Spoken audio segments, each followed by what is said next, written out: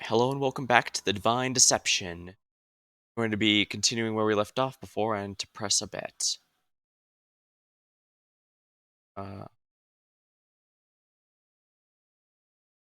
okay, I'm continuing right where I left off. We're going to be finishing off Locke's story tonight. Alright, as I approached the apartment building, I gave myself a brief check in the nearby window. I was a bit of a mess. The way things were, I didn't quite feel like I could safely return to the place I'd been hiding out. In fact, I wasn't sure when I'd be able to return there. Because of that, my appearance is quite a bit disheveled. Not the worst problem right now, I suppose, but still annoyed me. Honestly, there's a lot of things I was less than sure about. My hard plan in the short term was now complete, and my soft, longer-term plan? Well, that now seemed to be thrown into slight disarray. But at the very least, I'd meet with Bach. I need to confirm things had worked up until now. After briefly readjusting the suit I bought from a second-hand shop, I continued to head to my destination. I think I briefly mentioned it last time, but I think Locke may actually be working with the Detective Laverna.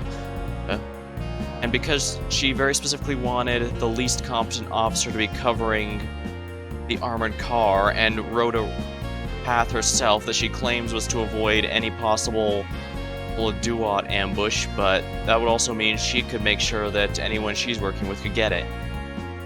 And of course, then she was called by Yi at the last moment. I don't think, looking back, I don't think she's working with Yi unless they were specifically trying to replace their corrupt cop in the force, but it could be that he captured her sister or someone else important to her and is attempting to extort her in some fashion. On that note, I'm already second-guessing my decision to condemn Seth that hard. Not that he doesn't deserve it, mind. I mean, he was a pretty awful person, but... let's turn the music down a little bit.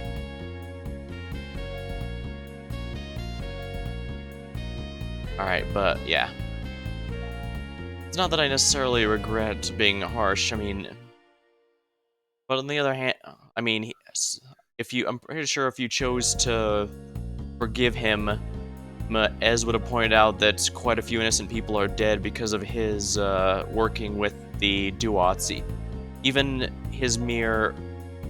when the orders are like, don't patrol this street at time, that's still a contribution, since he's specifically avoiding a situation he'd be able to act within. At the same time, like she pointed out when I said, yeah, he's awful, well, it seems like he genuinely didn't want any of this. I mean, even during the other storylines, it's pretty clear he's sick of their shit, even despite working with them just fine, and he doesn't even pretend to be on friendly terms with Yi, despite how quote-unquote friendly Yi acts towards him.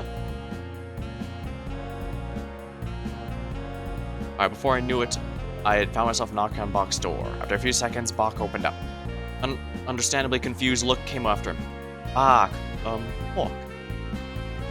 Got in one. Good for you. Nice to see you, man. I held out a hand and awkwardly Bach accepted the handshake. Oh, good to see you too. You look, different. Wow, you noticed. Sharp eye there. Bach, the world of fashion is mysterious and fascinating and contains untold depths. Up until now, I have not had the chance to experience it, but still, I have dreams, passions. If I want to experiment with my look, I've got a right to do just that. Oh, I don't mean to offend or anything. You're looking real sharp, if you ask me. Think so? Well, thank you. It means a lot. Well, come in. Don't mind if I do. With that invitation, I made my way into the apartment. As I collapsed on the couch, I noticed the briefcases stacked on the table. A sign of our success. Nice work, Bach. Nice work indeed. Sorry I made you go through all this. I just didn't have a lot of other options. Oh, no, I get it. Considering what we're up against, it's understandable I'd have to take a certain amount of risk myself. That's the spirit. Bach, I'm gonna level with you. When I first proposed this plan, I was like only 40% sure you'd be able to pull through. You still went for it. Hey, a 40% chance to make this amount of money is absolutely worth it.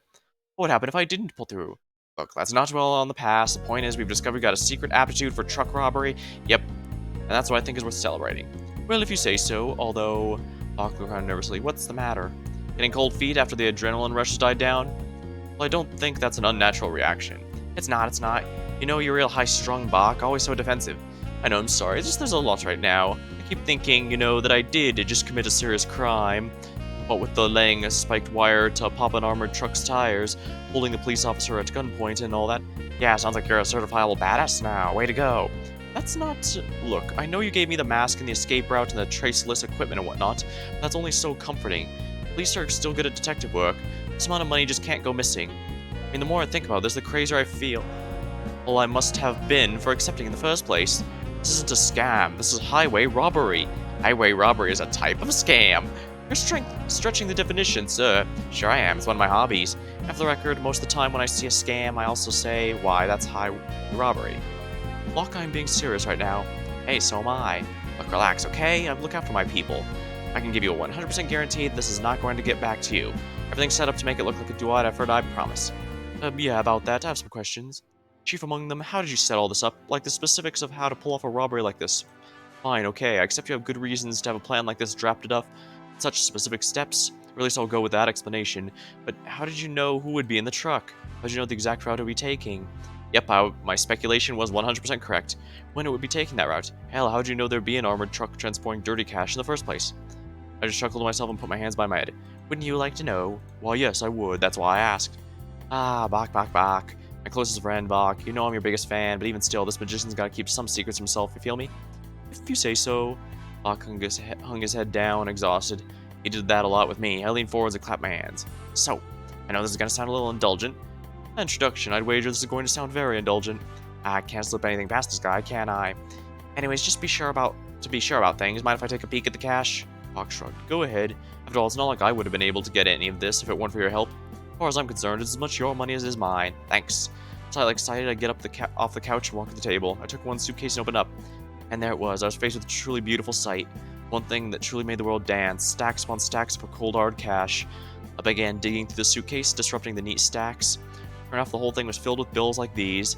This was just one suitcase. Oh yeah, forget all that petty shit. This was what it was all for. This was the payoff I've been looking for. These were lulls I could rest upon for the foreseeable future. Satisfied? You know it. To me, this is a literal money shot right here. You? Hey, grow up. While you're at it, take these suitcases and hide them in the closet. What? You can never be too careful. If we're not using them, better to hide in a safe place, just in case. Okay. Bach didn't quite see the wisdom in my advice. He listened and packed up in this apartment's closet. Good. Maybe I was paranoid. Scratch that. I was definitely paranoid. But little assurances like that put my mind at ease. Given the value of cash at our fingertips, this was a fairly light as a preventative measure. Still, it could help. Oh man, here it's easy living. How do you figure that? We just got a shit ton of cash, Bach. How is it not easy living? Well, the importance of that money is not lost on me. I'm very grateful for it, but I thought you were interested in winning the election. I am. So, isn't this going to be an issue? Nah, not really. Care to elaborate? Not particularly, but I know you're a real details junkie, so I'll help you with your fix. I don't... Get it. I already have. I've stated this from the very beginning. There's a surefire way to win this election as long as we have the capital. We now have the capital. Thus, we have a surefire way. Okay, great. What is the surefire way? You know, it's a cliche. Money makes the world go round. But it's true. That's what's a good cliche.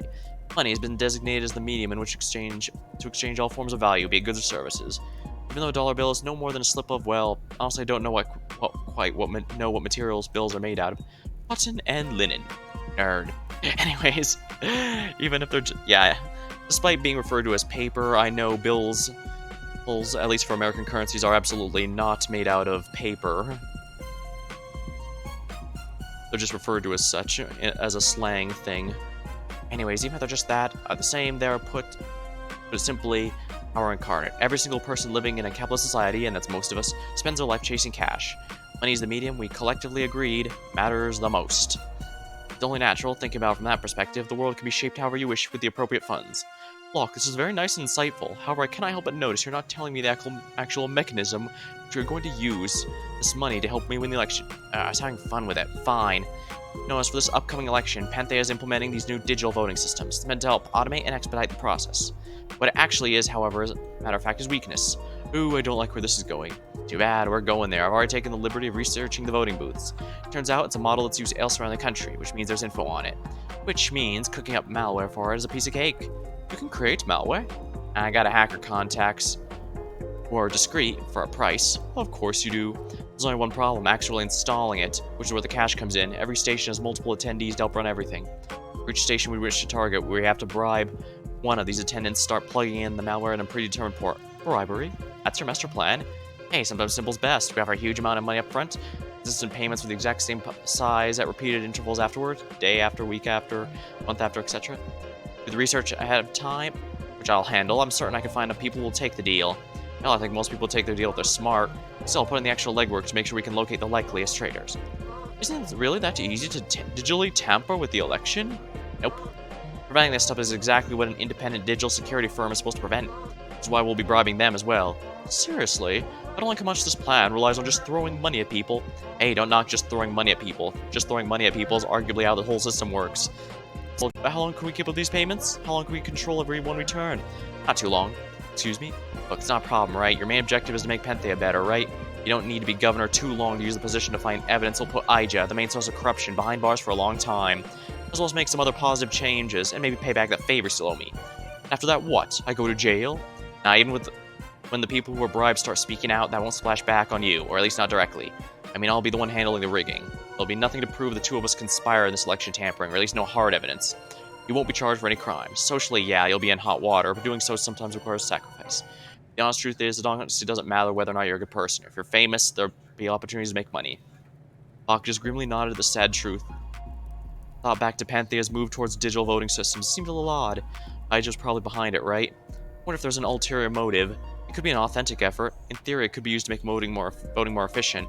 More efficient voting also means more accessible, which was a good thing. Then again, I wouldn't put it past Ija to introduce these systems intending to pull a similar scheme as me. It'd be on brand for sure. Regardless, if that was the eventual plan, I doubted she was going to attempt it this election. Ija might be a paranoid nutcase who always has 3 plans too many, but she wouldn't digitally fix an election she had rigged against a planted opponent, which means I could beat her to the punch. Okay, I don't like this plan, heads up. Shocker. Let's say I accept it. Is there still a problem you're missing? Isn't there still a problem you're missing? What's that? The leverage. Ija still has stuff on me that makes me unelectable, and she will use it too. Yeah, Bach, guess what? You're not actually going to win the election. We're going to rig it for you. Keep up. Well, I'm aware of the plan you just explained. Doesn't sound like it. Listen, even if we can make the election results come out in my favor, it needs to be plausible. If everyone hates me, and if I win, even in a tight race, it's instantly extremely suspicious. This plan only works if it's at least remotely plausible I could pull a win, and as it stands, that's not the case. Weirdly, I actually think coming out and admitting that he was originally intended as a plant and was going against that would be a big deal. You could even say that she has stuff on him and asks people to apologize in advance for what she's going to be revealing. It's a kind of a long shot, but it does give people a lot of reason to question Ija, given she should theoretically have no reason to have a plant for an election like this. I nodded. Good. Nice point, Bog. That was actually quite insightful. Okay, so I really don't think that actually was needed there. I hope by this response you've already thought of this and have a plan. I always have a plan, Bach. Ooh, and God help us for that. The way to defeat Ija's insurance company is surprisingly easy. I call it Operation Phantom Flood. We have operation names now. I thought it might be a fun touch. Well, it was. Yeah, nice, good to hear. Anyways, we wait until the election's close, then we leak a bunch of dirt on you. Oh, what's this? No surprise reaction? At this point, I know that's what you're anticipating. The wiser you get to my patterns, the less fun you are. Anyway, here's the twist you were anticipating. After we anonymously leak this dirt, then we also come out and debunk a bunch of this dirt, show that certain things were edited, taken out of context, straight up fabricated. We overwhelm the narrative with a damaging false information about you. Then we publicly destroy the fake material. At the same time, we accuse the Ija campaign for concocting this fake evidence in a bid to win. At that point, she can release whatever insurance she wants. It'll get lost in the flood of insurance we created. It'll be dismissed by the public as equally falsified. But after this is said and done, will the public be able to tell what's fake and what's true? For the internet's a really good track record at weeding false information. And maybe revise that thought. But yes, you're right. Long term, Ija's insurance will probably still stick with you. Still, none of that matters. We just need to create the idea it's acceptable to vote for you. Do that, the election's ours. A plausibility of a win is created, which lays the groundwork for us to steal the election. For a few moments, Bach didn't say anything. He just closed his eyes, lost in thought. This is a bit more crude than my plan, but it does work. Probably even better if we're completely honest, so I'll admit Locke got one on me for this. I couldn't blame him. I laid a lot at his feet. Then after some contemplation, he looked at me with a slight smile. That's one idea. Good one. Perhaps. Still, it's one that inherently relies on me, to a certain extent ruining my own life. Maybe it's selfish, but I'd like to avoid that if possible. As would I. Only problem is, that's not very possible. But there's another answer. And that is, we walk away. I had to admit that wasn't what I was expecting from Bach. I should have probably, but it threw me for a loop. Excuse me? Well, think about it. Instead of going through all that effort, spending all that cash, we simply give up fighting for the election. We don't get in Aja's way, instead split the money down the middle. I mean, I know you've got some plan to profit off me in the office, but it can't possibly be more than the amount we have right now, or at least not by much. Still, why don't we just walk away now? Wow. Big props, Bach. I must admit, I didn't expect you of all people to take the swerve. The swerve? You're right, though. I guess it's not a swerve. From the start, you were brought into this for the money. But after our argument, I thought you'd decide to stand up for something. Try and fight for the Panther you believed in. I guess I'm just surprised that you have no morals. Oh, don't be mean, Locke. I have some morals. Really. I know it sounds rich coming from me, but from my perspective, it looks like you were just motivated by cash. Oh, it's not that simplistic, Locke. I can be more motivated by both noble reasons and cash. Surely you can understand that, right? Funny enough, I could absolutely understand that mindset. I really didn't have much ground to push him on that front. Locke, come on. I'm worried, Locke. What else is new?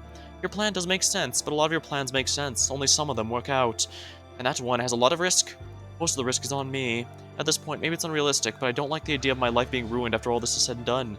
If I just walk away, I could use this money to do a lot of good in different ways. I'm just wondering if going forward with this election is truly the best course of action. Locke, please. Please? Yes, please. I know the word. I've been really sticking my head out for you on this election thing. I've been putting a lot into this. But loath as I am to admit, I do need your cooperation. What will it take to get you to continue fighting the election?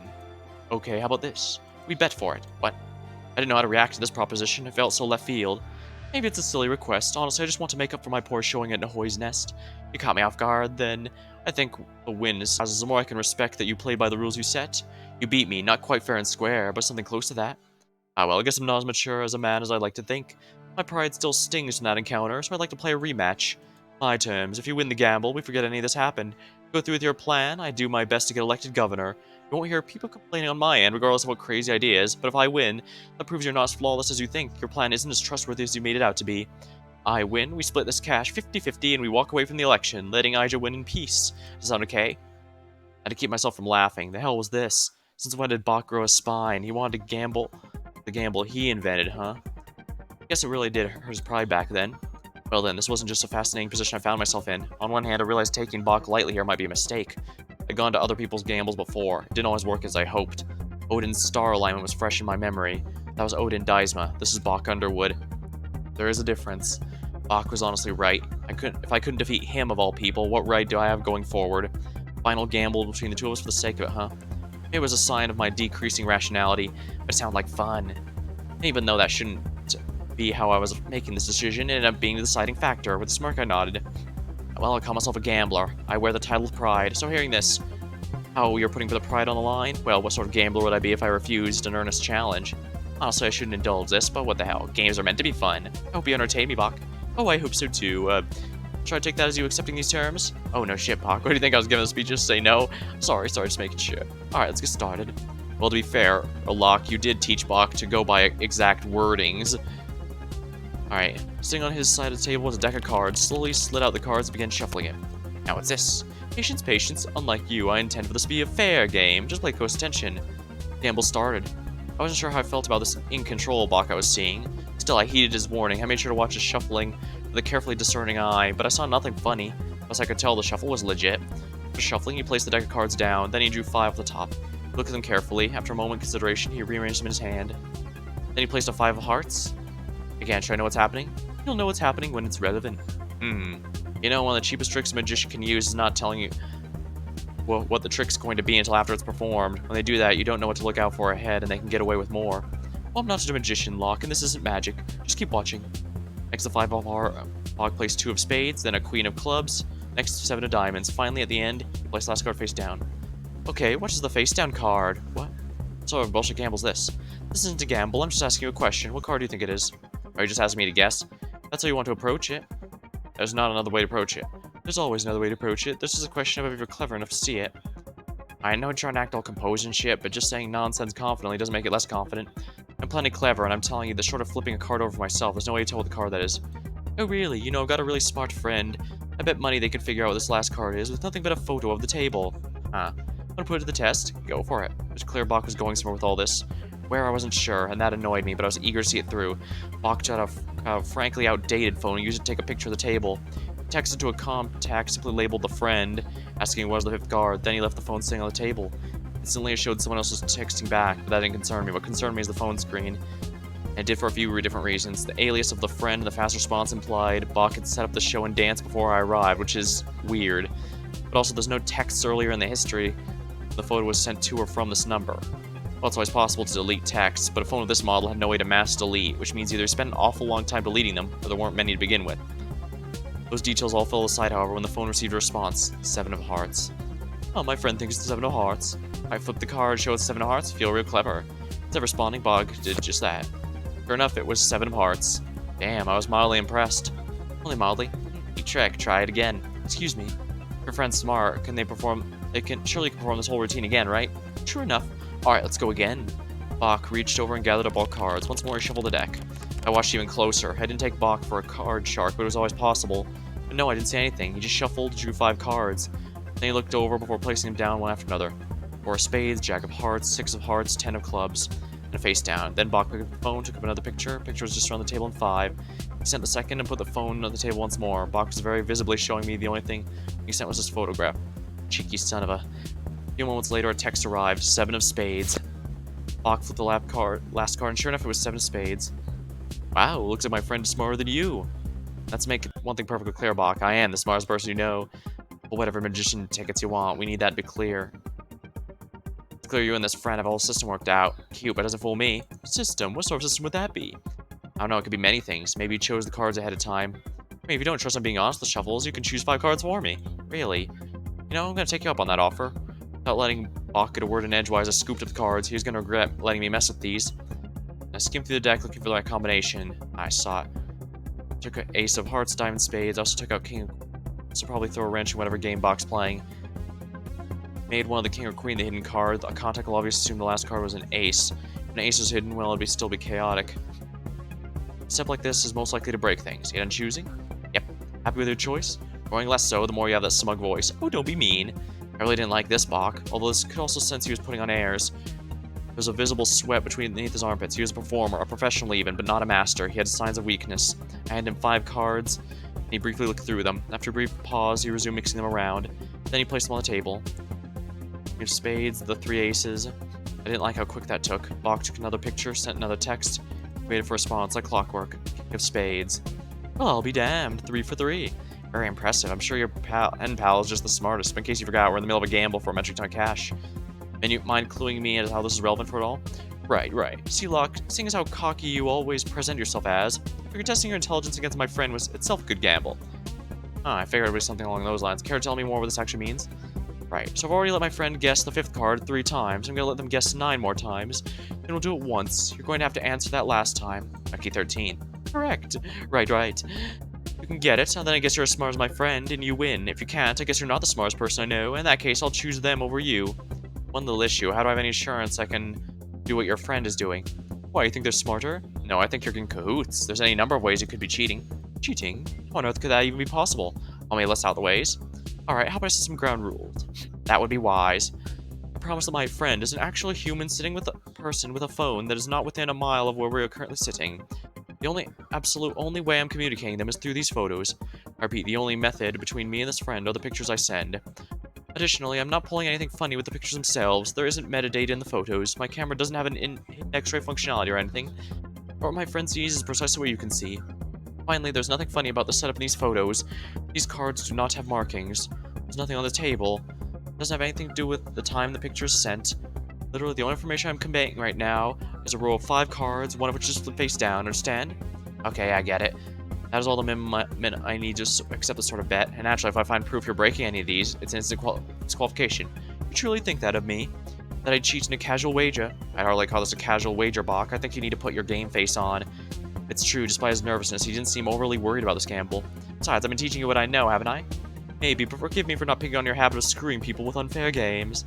And still sore about that, huh? Let the past die out, man. I don't think it could even be considered the past. Whatever, I get the rules. We should play, right? I'll start the 9 dealings now. I nodded, but wasn't going to be paying too much attention to the shuffles, just the outcome. I already figured out a number of things. For one, it didn't matter what combination of cards he got. The 3rd round proved that much. I didn't think he'd let me choose as a bluff.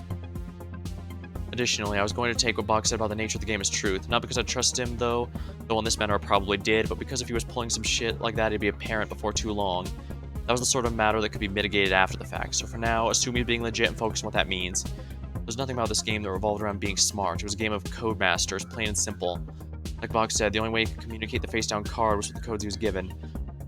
That limits the potential information vectors significantly. You could choose which card of the 5 would be the key card, as it were, and critically, you could determine the order in which cards were placed down. Was there anything else I was missing? I'd have to figure out as I went.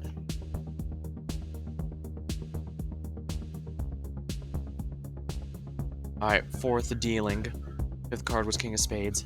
5th, the cards were in order. Let's see if we can find any common things around this.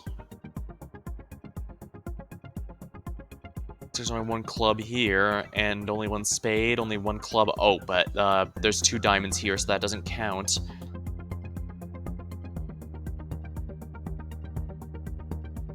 It can't be directly above or below. A repeat is perfectly possible as seen by this set. Maybe in between or... Because here it's the exact same, and here it's way far off from all the others. Here it's lower than all the others. The 8th dealing, the cards are placed in the order of 3... known. 5th card was a 4 of hearts.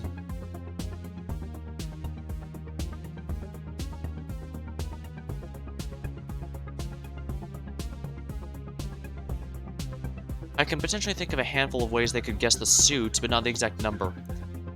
9th deal. There's the Queen of Hearts. 10th, the cards are in order. Queen of Hearts. Known, it was a 3 of Hearts. The 11th deal. Oh, I see it. The suit always matches the first one of all of these. How do they get the exact number?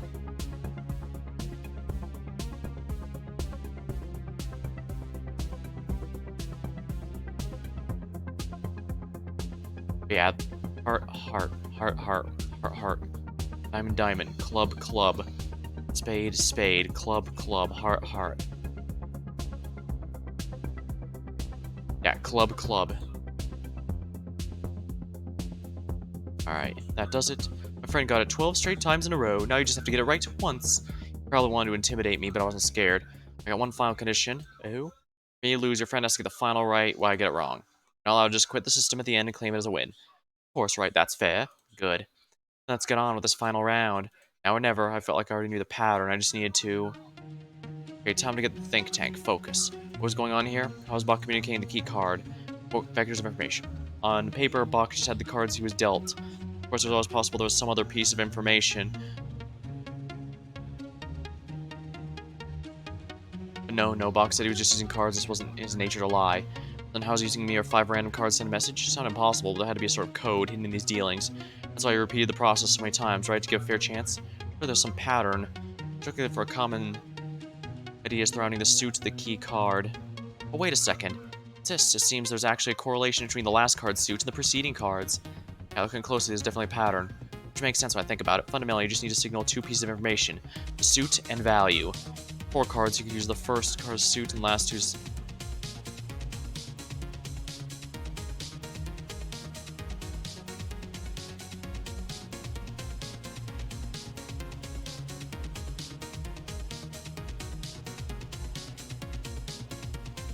Yeah, the first card signals the suit in each and every time.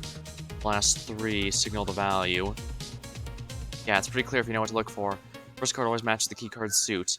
Alright, that's settled. Now I just need to figure out how the values communicate and I'll be home free. Well, Bach's probably using the middle 3 to give the signal, so it's something to do with him. They all have their own suits, of course.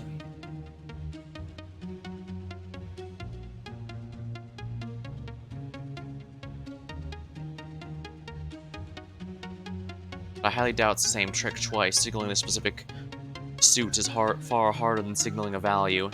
What else? Well, Bach does get to control the order the 3 cards are put in. 3 would always have their own values, so the order of the 3 could be some sort of signal. Wait, that's not right. What if they were tied values?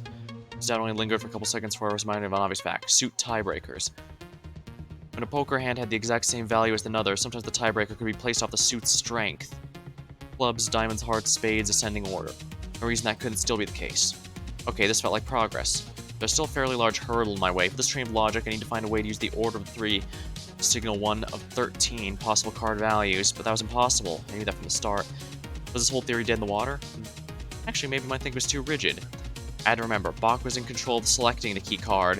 If he wished, he could always just switch the first card in the key card and the signal would still be intact. So I really need to figure out was whether or not signaling one of 6 values was possible. Yeah, that should totally be possible. In fact, after I took a second to think about it, there are exactly 6 different ways to arrange 3 different values. I wish I could say I could figure that out by remembering that 3 times 2 times 1 was 6, but honestly I just counted the possibilities in my head. Okay, I was getting somewhere. Piece of information I was forgetting out the first card. It wasn't just saying the key card suit, it was also an anchor the middle 3 cards work off of. Then, the order in which the middle 3 were arranged would signal how to modify the first card. What the middle cards specifically here were didn't matter, it was their comparative values. I used the previous rounds I was showing to figure out how that worked. So for instance, if the middle 3 were ordered from lowest to highest, you'd add 1 value.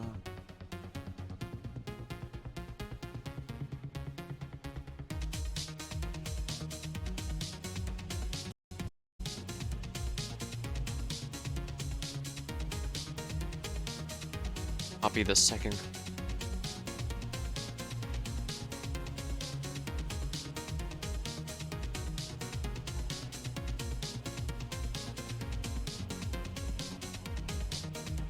That doesn't work for this one. That's 7. Easy. The key card was always 1 to 6 greater.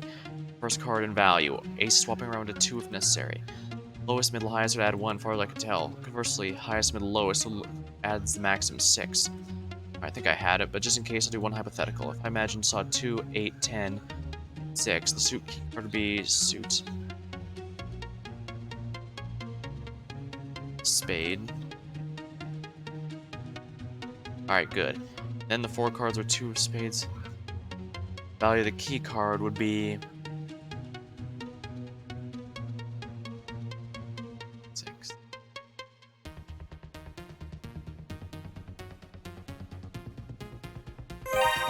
Here. Deal. Slightly nervously, Buck complied. He shuffled the deck, then picked the top 5. He paused for a moment, put them on the table one last time. 4 of hearts, 2 of spades, queen of clubs, 9 of clubs, and finally a face down. What's in card? Simple. 6 of hearts. The look on Buck's face told me all I needed to know. I'd gotten it in 1. You're correct. I figured this would happen.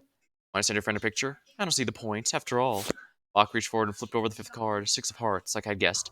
You've already won. That was a novel attempt, Bach. I'll give you that. Not so fast. I want to go one more time. What? That wasn't the deal? I just want to make sure you didn't just guess. Seriously? You're safeguarding against a 152? 1 in 48, actually. You know, just because of that stick correction, as well as the fact it actually doesn't matter, I'll go for it. Try again, see if I give a shit. Bach gave a slight smile, shuffled again, pull 5, place them in specific order. 3 of spades, 10 of spades, 10 of diamonds, 3 of diamonds.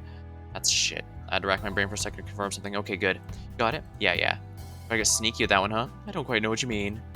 5th card's a 9 of spades. Solemnly, Buck nodded. He reached over and flipped the unknown card. As suspected, 9 of spades. Well done. Genuinely, that was quite clever. Thank you. No, really, thank you. I performed some mock bows, to Buck's obvious displeasure. Do you want to explain the method? Is that necessary when it was your trick? No, but I know you well enough to know you want to explain it anyways. Damn, Buck knew me better than I thought. It's simple, really. You applied the pigeonhole principle. The what? You didn't even know what it is you're abusing? Shame, man. Do more research. Sure. For your edification, the pigeonhole principle basically says if a certain number of things are placed in a certain number of sets, the number of things of greater... Oops. When the number of things is greater than the number of sets, there will be at least 2 things they share within that set. Like if you have 3 shoes, and at least 2 are going to be for the same foot. Since you know they can all be left shoes or right shoes. Pretty obvious conclusion to draw, but using it you can draw some pretty interesting conclusions. In an extreme example, it was used to prove at least 2 people in England had the same number of hairs in their head. Anyways, it applies here pretty simple. You get to choose which card is upside down 1. And with 5 cards you choose from, 4 suits of cards are obviously going to overlap. That's what the first card placed down is to signal. Right. Figured to get that part. It's pretty obvious after a few rounds. Right, the hard part is understanding how I can use 3 completely random cards to indicate a value.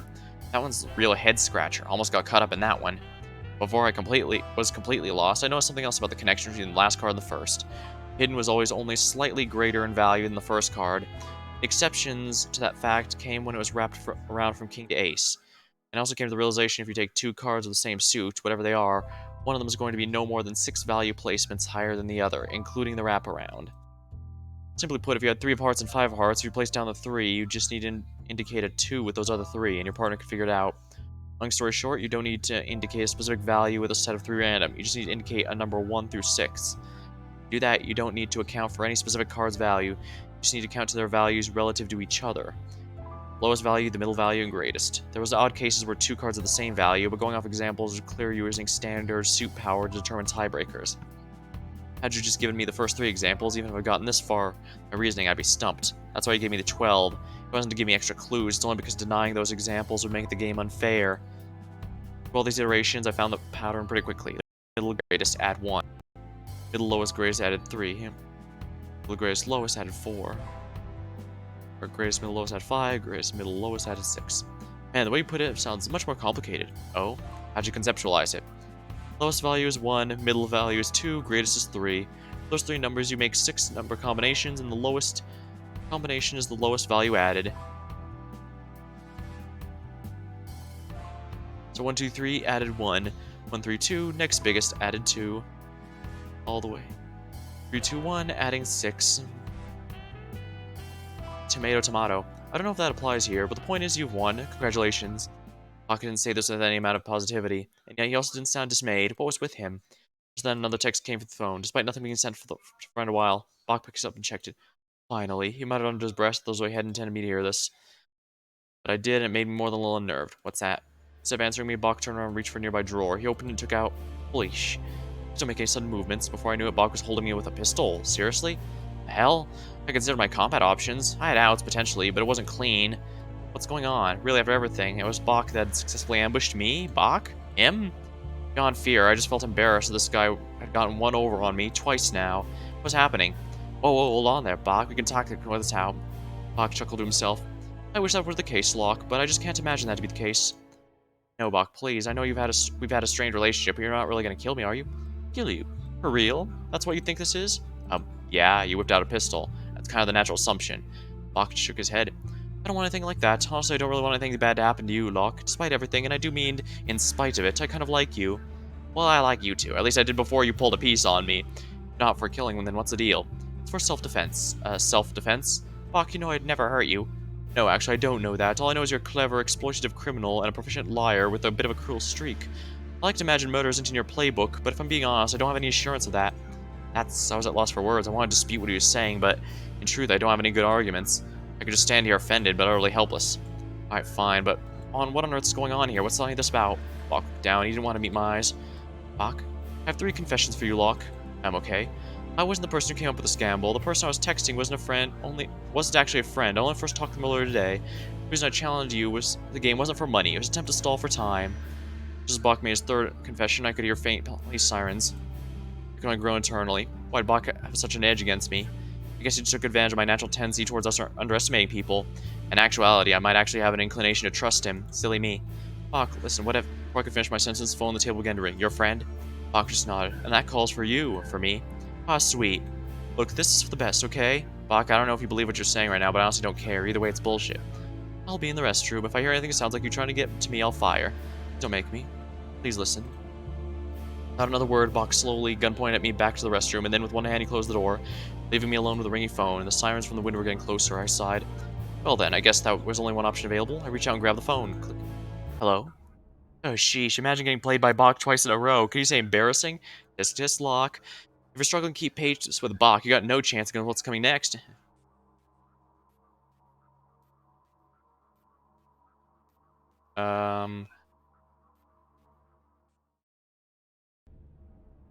Yeah, we did just complete that. Interesting. Feels like it's not done yet.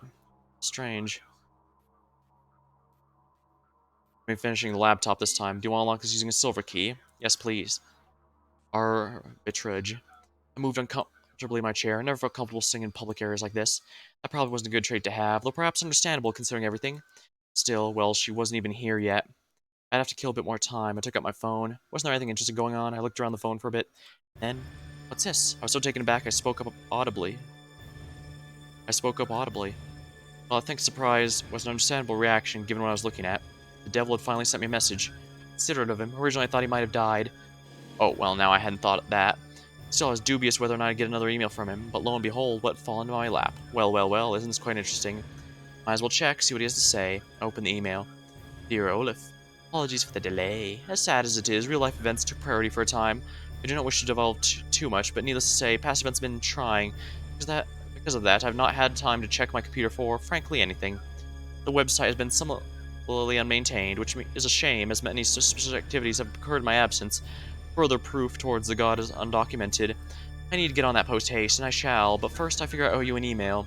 If for no other reason to let you know that I'm alive and well, so now you know. I'm fine. So I can continue aiding your investigation into Panthea. Hopefully in my absence you've collected evidence, bring us closer to the singular and undeniable truth. If you have, I'd be pleased to hear more about it. Yours, the devil. I read over the email a few times with bemusement. Well, thank goodness thank God the devil's still alive. What would I ever do if he wasn't okay? Still, the lines about him with being busy in life over the past feel weird to me. Is that where you're going with? I thought about why he would say that. What was that possibly true? What could he possibly have to do that kept him busy over that period of time? I settled on that being a lie, though I couldn't place what I was being told. Anyway, I tried thinking about what to respond with. It's probably the best way I could put this. Hey devil, glad to hear you're well. Everyone else was getting worried. Sorry to hear about life problems. It's a dangerous world out there. I'm sure you have problems. Hopefully they'll resolve this point. Anyways, all the matter at hand. I've actually come across some interesting information, stuff I'd like to get your opinion on. Almost certain you have some good insight. But before, I'd like to backtrack a bit. My last message that you never responded to, I had some questions specifically about the audio file. Like, how'd you get that audio? Again, I understand if you don't want to give specifics. Another question, do you have any idea who Marta could be talking to? We know what to talk about before or after. I think that question is essential. If you can answer that, I think we'd be a lot further solving this and getting the truth. Thank you. Like that, the matter was settled. Well, not settled. At the very least, I refused to move away from the sticking point. I think that was a smart move because it does seem... The way this is played out seems like the intent was to move the conversation along without answering. The devil didn't forget these questions on a whim. He intentionally tried to move past them. He didn't want to answer for some reason. Of course he didn't want to. Still, I wasn't letting him get around them easily. If he wanted to keep the conversation going, he'd have to address the main issue. I had a feeling he'd continue to evade the main point. Who knows, maybe I would get lucky. After sending the email, I turned my attention to Kamapa. A bit of mindless scrolling, and then... hello? I looked up. Oh, looks like she was here. Laura, right? Yes, that's right, and you're Eris. That's my name. Don't wear it out. Alright, cool. Laura paused awkwardly, looked at me. What? Oh, nothing, just I feel like I know you. You most certainly don't. Are you sure? Because I swear I recognize you. That makes sense. You're Duat affiliated, right? Hesitantly, Laura nodded. Okay, then, you're probably recognizing my sister, then. She's kind of a big shot detective or whatever. Since you know a criminal, a criminal or everything, you probably have been briefed on her or something. No, I don't think it's that. I didn't think it's that. I mean, you sure she haven't seen me? How many opportunities for that? I guess you're right. Shit, I swear I'm remembering something. Why am I blanking on this? Don't you have bigger things to worry about at the moment? You're right. You're definitely right. So, how do you know, Laura trailed off. She didn't want to say the name here. Fair enough. I just shrugged. I don't really, huh? I don't know them that well, but almost immediately he gave me a note with your email. I mean, I'm online friends with them. Oh, maybe friends is a strong term. I'd classify it more as acquaintances. Maybe I'm just cold. My point is I've never met them in person. So see my surprise when I ended up getting your email. I mean, the whole thing seems massively over my head if we're honest, but you know, I'm selfish and greedy. And your situation seems manageable, so I said yes. Still though, for me to be the first person for them to recommend, this must be a pretty desperate situation. That or they don't have that many friends. Probably mix the two if I had to guess. Fair enough. Anyways, as luck would have it, I used to be a lawyer, which means I should be able to help out somewhat. Again, they shouldn't have known that, so it's weird that I was the person recommended, but let's not dwell on that. Well, that's a small relief. You look super reliable, so I'm happy to have you on my side. Oh, thanks, I guess.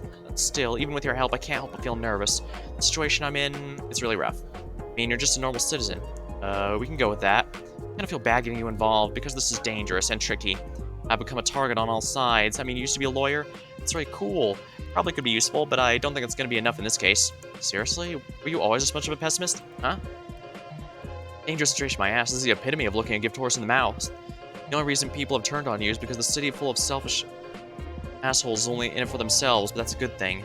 Right now, an extremely useful asset has fallen into your lap. You can treat it like a burden if you want. That's the dumb outlook. Gosh, you're lucky you were connected to me, huh? Look, Lara, we're about to turn this burden of yours into a huge asset. This should solve most of your problems, we just have to be smart. Well, I have to be smart. Hey, I'm smart. Why are you saying it like that? When you make a claim, it needs to be backed with evidence. Right now, I've yet to see the evidence. I know I've just been nice to you so far. Yeah, don't bother with that. I Find the sort of ass-kissing wholly unnecessary. Well, okay then, you're kind of a bitch, you know? Oh, I'm aware. But I'm the bitch you have to rely on right now, huh? Cool. Oh, sheesh. How'd I get at this point? I sure as hell don't know. I just have a vested interest in making sure you live to be a thorn in even more shittier people's sides another day. Right, alright. Laura looked down. I could tell she was having second thoughts about this whole endeavor. I could hardly blame her. I mean, for her to trust me with no context. Good for me, I guess, but it really signaled how lost she was. No, not lost. That doesn't feel right. Rather... shaken up? That might be a more accurate descriptor. Maybe a bit more sense, too. Motive aside, the end result was the same. Laura here wasn't on her top game. Well, she wouldn't need to be for the next bit. Plan to do most of the talking. Still, I thought probably worthwhile to boost her spirits at least somewhat. Didn't want her making a fuss of things and blowing it when it counts. Hey, listen, I know you're going through some shit. A lot of people in the city are. But I'm going to need your eyes on the prize. From what I've heard, you're a pretty strong individual, correct? That means it's strength that lands you here? That's one way to view it, sure. Good. Use that. Laura nodded, though I could tell she still wasn't fully in. Well, I tried. Look, Laura, I know this must be weird for you. From your perspective, you have absolutely no incentive to trust me. However, you more than anyone should recognize this is a tenuous situation. We need things to go exactly right if we want to make it out ahead. I've already gotten things lined up. I can do most of the work. Given the tight schedule I've set up for us, I don't think I'm going to have time to fully explain the plan to you. What? I know, not ideal, but Laura, you're going to have to trust me here. Can you do that? Can you put your faith in this complete stranger, trust that I thought things through and did my homework? This is stupid. This is so damn stupid, but fine. As you've already so delicately put it, I'm out of options, so fine. That's a spirit, is it? It's a spirit, good enough. I operating good enough. That's not making me feel better about this arrangement. Look, just follow my lead, trust me, and you'll be leaving today a happy one, probably, hopefully. To be honest, I'm kind of playing your hand for you with this arrangement, which is sort of lame on my part, but trust me, this is, in my opinion, absolutely the best move we can make. Yeah, whatever. Look, I know you said we're on a tight schedule, but it seems to me if you can make these sort of metaphors, you can give me the abbreviated version about what I'm about to walk into.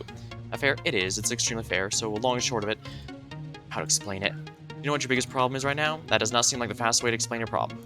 Right, you've been put in the crosshairs of a lot of people. That's because of the will stipulation. I'm aware. Well, if that's what's drawing a target towards you, you simply need to rid yourself of said stipulations.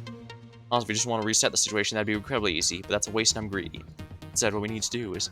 Interrupted by a manager center of the room. I don't say this about a lot of people, but this guy really did command attention. Not just his status, he had the personality for it, much as I hate to admit it.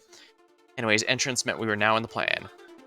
Walking into Olimpo Building's first floor waiting room was one Art Diesma, dressed in his business best. To his side, he carried a nondescript briefcase. He tried his best to put on a neutral face, but his eyes belied a simmering anger, which in his case may have been understandable. As far as I understood it, things had not been working out well for Art as of late. Luckily, I was here to remedy that. As if. My oh my, lucky us. We seem to have been graced with the presence of Art Diesma right before our very eyes. Oh please, there's no need for any of that. Art took a seat on the other side of the room. You must be Eris Smith, correct? Wow, and you even know my name. I'm so honored. If I understand this isn't your first time staying in this room?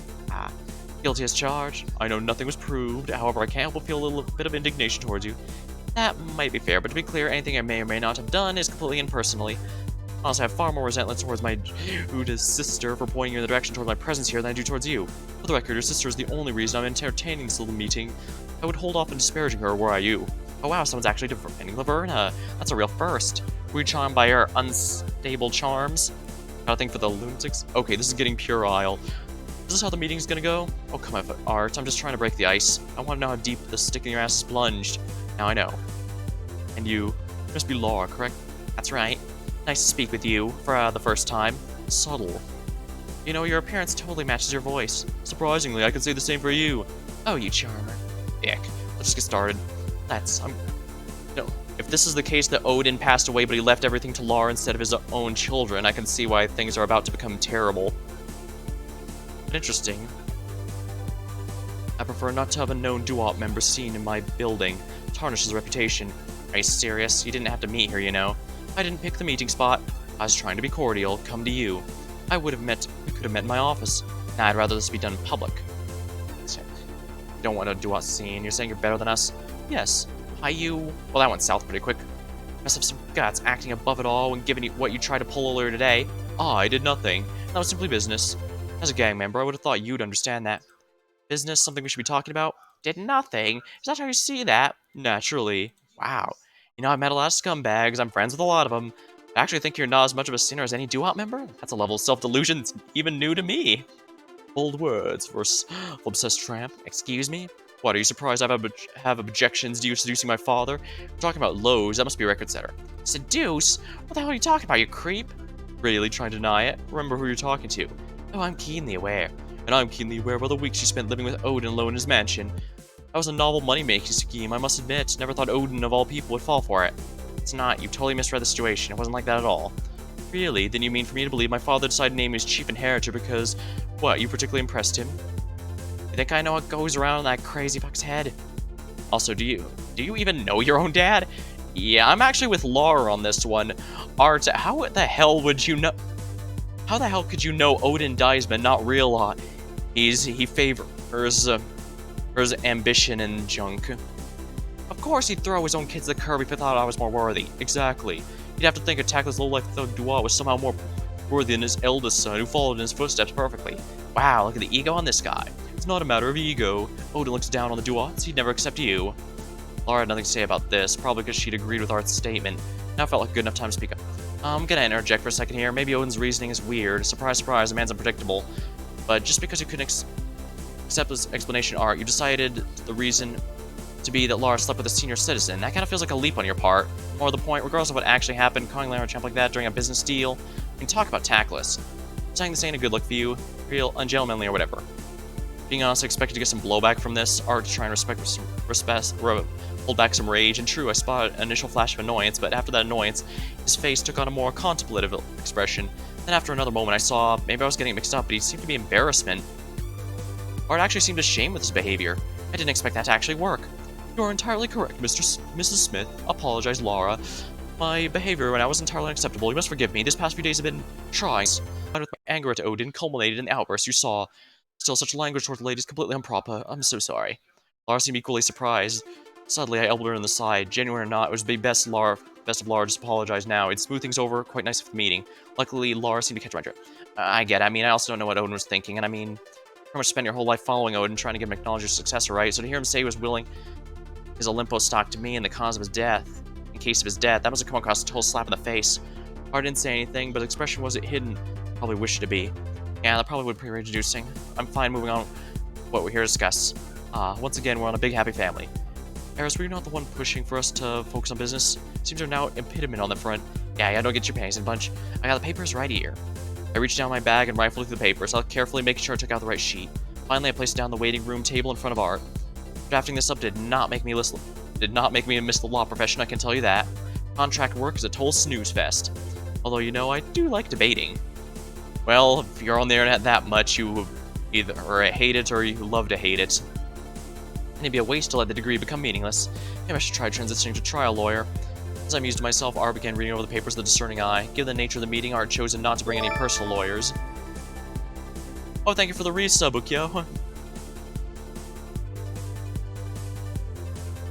Yeah, there's definitely a lot to be thinking about in this scene. Yeah. Oh. 18 months, sheesh. Really appreciate it. Yeah, I'm starting to finally get to the end of each of these storylines, but given how things seem to be ending on a cliffhanger in each, I get the sense there's probably going to be another final storyline I unlock upon completing all the others. Well, that would be on brand, at the very least. Alright. But it was also far a clause in the litany of legalese. To save us both time, I made the arrangement as brief as I could make it. Anyways, this is just standard stuff. Transferring the stock to you, etc. It is? Ark looked up from the paper. Is it just me, or does it sound like you actually didn't know what these papers did, Laura? What? No, I totally read over those papers myself. That was quick. Looks like Laura really did decide to put her fate in my hands.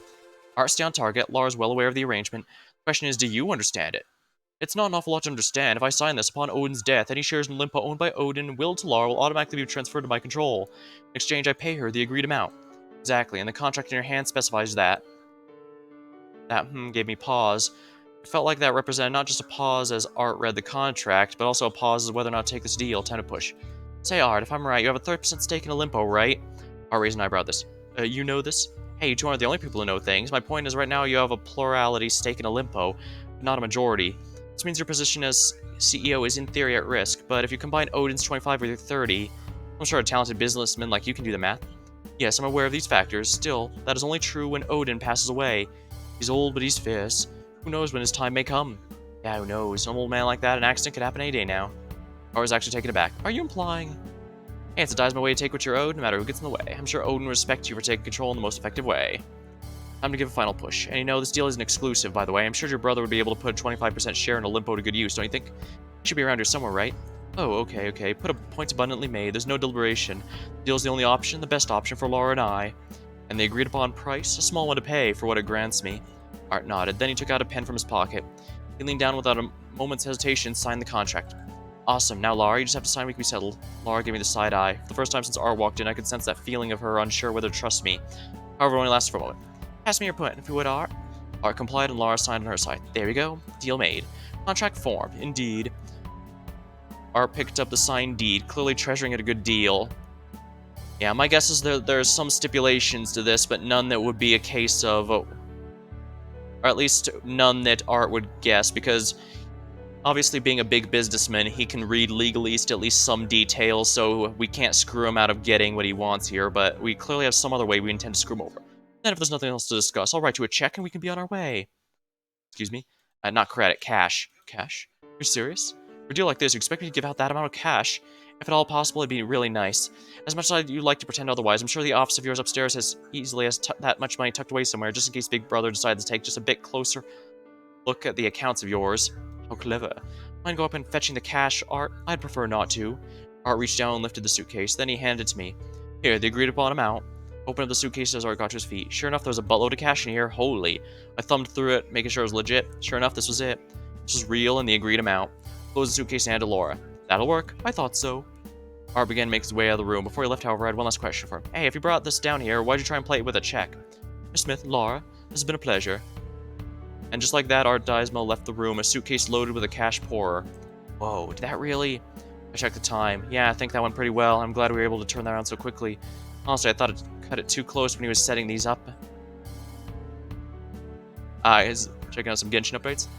Alright. Hey, have a good time, Ukyo. Huh. This game's actually being a good bit longer than Zodiac Trial, but then again, I guess the developer, after completing Zodiac Trial, felt like they could go with a bit more of an ambitious story. I've been quite enjoying it so far, that's for sure. Honestly, I think I got too close when I was setting these up. Wait, setting what up? It's fine, we finished in time. In time for what? And on cue, the door opened up once more. Another Diesma brother entered the fray. Entering the waiting room was Polly Diesma, holding a satchel bag. Unlike Art, Polly looked genuine and relaxed. Walked over and sat right next to Laura and I. Polly, what an honor to have a Diesma brother in our presence. Oh, stop. Not an honor to have me around. Now that you bring in Art, maybe. Now you bring in Art, maybe. Oh, yeah. Now you bring in Art, maybe. But me? Nah, I'm not an honor. That seems overly harsh. You're as much of a member of Panthea's elite as your brother. Now that just shows how little you know about Panthea's elite. Polly and I seem to be getting along swimmingly. However, I couldn't help being aware of the very nervous set of eyes looking at me from the side. Sure enough, Laura was very anxious with this turn of events. Which, fair enough. She wasn't given advance notice. My fault there. But I told her to just go along with it. Trust that I knew what I was doing. Oh, I see. We're screwing them both out of money. Yeah, basically, they're both going to be signing a contract to get what Odin Diesma left to Lara. And that implies to me that Odin didn't actually leave anything to Lara. So we're going to be getting this money basically for free. Well, ain't the best deal, but it'd benefit us both when you think about it. I just gave her a subtle nod and a reassuring look. This only seemed to make Lara more confused. Ah well, she'd have to keep up. So you're Era Smith, right? Oh, how'd you guess? I mean, you're the spitting image of your sister. Like, you look identical. You're acquainted? Yeah, actually, just a little bit. I had a talk with her not long ago at a crime scene thingy. Was she annoying? Laverna? No, I don't really think so. She's actually pretty cool about things. Laverna, cool. Are you sure it's my sister we're talking about? Sensing a bit of sibling rivalry? You could say. Well, I hope you're able to patch it up, but I understand if the differences are, well, irreconcilable. I mean, I don't think our situation's anything like yours, if that's a parallel you're drawing. Well, that's a good thing. Polly turns attention to Lara. And you must be the lovely Lara. Guilty. Pleased to meet you, Mr. Diesma. Really, it's exciting for me. Much the same. Man, I gotta know what you did to Pops to formally respect you like that. Honestly, I'm not really sure. Yeah, well, that makes two of us. I don't know how many years of my life I tried to get him to acknowledge me the way he did you. Don't take that as me slighting you or anything. For as flawed as that old bastard was, he tended to be pretty sharp. So if you decide to wheel you with shares, you must be pretty good. Thank you. That's very kind of you to say. But to be honest, I never really wanted those shares, which is why we're doing it here today is such a great idea. Really, it's a situation everyone wants in. Lara here gets the money. Who doesn't like money? No one, right? And you, Polly, you get 25% of Olympus shares. does. He does. I mean, it's a bit trickier than that, since technically that he will be transfer the shares that are willed to you whenever Odin kicks the bucket. But you can't imagine Odin will have that many years left in him. I wouldn't count him out. That man has energy. Energy. Energy does little to face a disease. Is that right? Let's say it is. Polly, I know you've been dissatisfied with Art's rule of Olimpo. You're looking for an in. Up until now, Art has appeared, to put it mildly, unassailable. That's because he has Odin in his back pocket. Odin's shares combined with Art keep him completely untouchable. But this is your one opportunity. Make this agreement by combining with what you stand to gain with the shares you already own. You'll be a chief shareholder. You'll effectively own Olimpo. I know funds on your end are tight. Unlike Odin and Art, you don't have unlimited funds. But if there's ever time to spend, now's the time. In terms of investments, this is your surefire deal that will pay out tens of times in the long run. It would be, to put it bluntly, a massive idiot to walk away right now. Hey, you can say the pitch. I'm already fully on board. Gotta admit, the asking price for these shares is a little steep for my current budget. As you said, it's more than worth it. And even putting profits aside, this is my one chance to put a stop to Art. He needs to be stopped. And in his blind pursuit of Odin, he's become like our dad.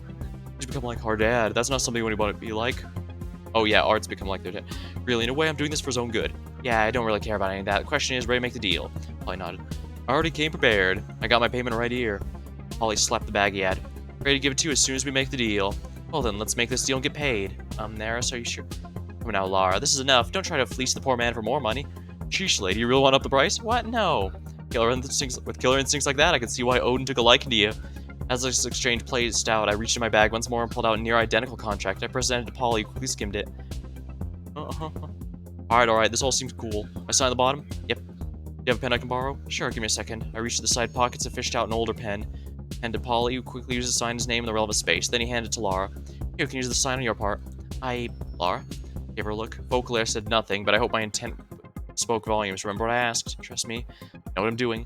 Laura continued to hesitate. Then her face steeled. She reached out to grab the pen. She took a deep breath and signed her name next to Polly's at the bottom.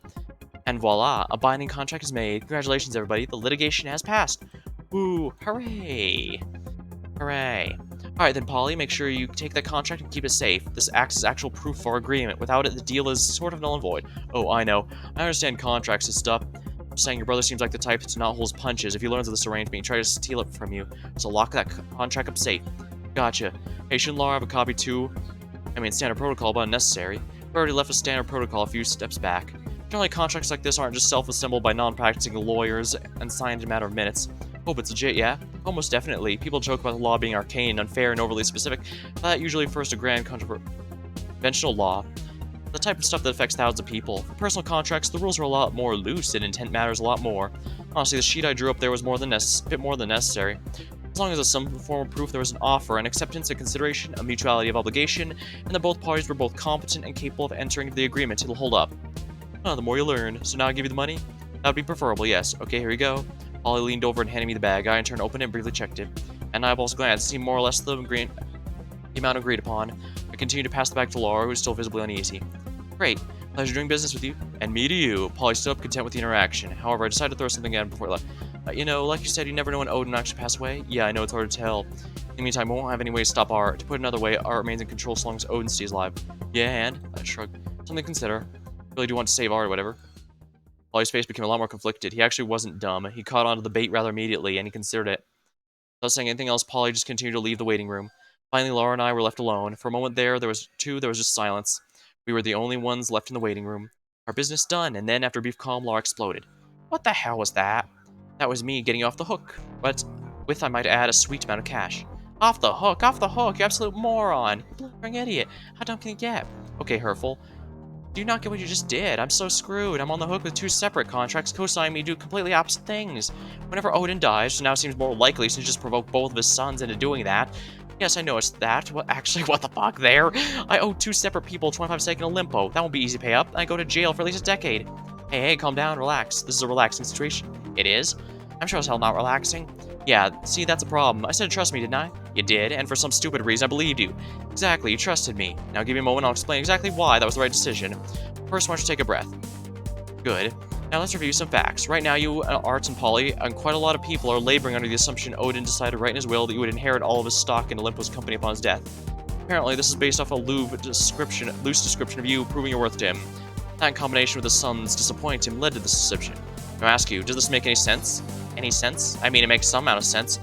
Okay, bad example. This isn't flat on its face lunacy. It is in the slightest way plausible. True phrase, is the situation probable? No, no. Exactly, this doesn't make a lot of sense. You understood this. Art understood this. Polly understood this. Yet none of you actually thought through what this meant. As you pointed out, Odin simply doesn't respect the Duats. He might be disappointed in his sons, but he absolutely views them as his legacy. Everything points towards that. And I hate to say it, but I don't think he'd ever actually consider you his worthy successor. At the very least, he wouldn't spring this on you without meeting you. Okay, maybe he'd do that, but still, it stinks to I hasn't been. And so when I heard the story from a person who sent you my way, I decided to actually do a bit of research. Normally, I like internet research, but I'm adaptable. I have another online friend who is handsy, good with getting into places. To make a long story short, I paid them to give Odin's mansion a little private visit to see if they could actually find this deadly will. Surprise, surprise, my friend did in fact find the will. Turns out, no additions or alterations have been made. You mean, that's right, you, Laura, are willed nothing, which means those contracts they just signed, they're worth nothing.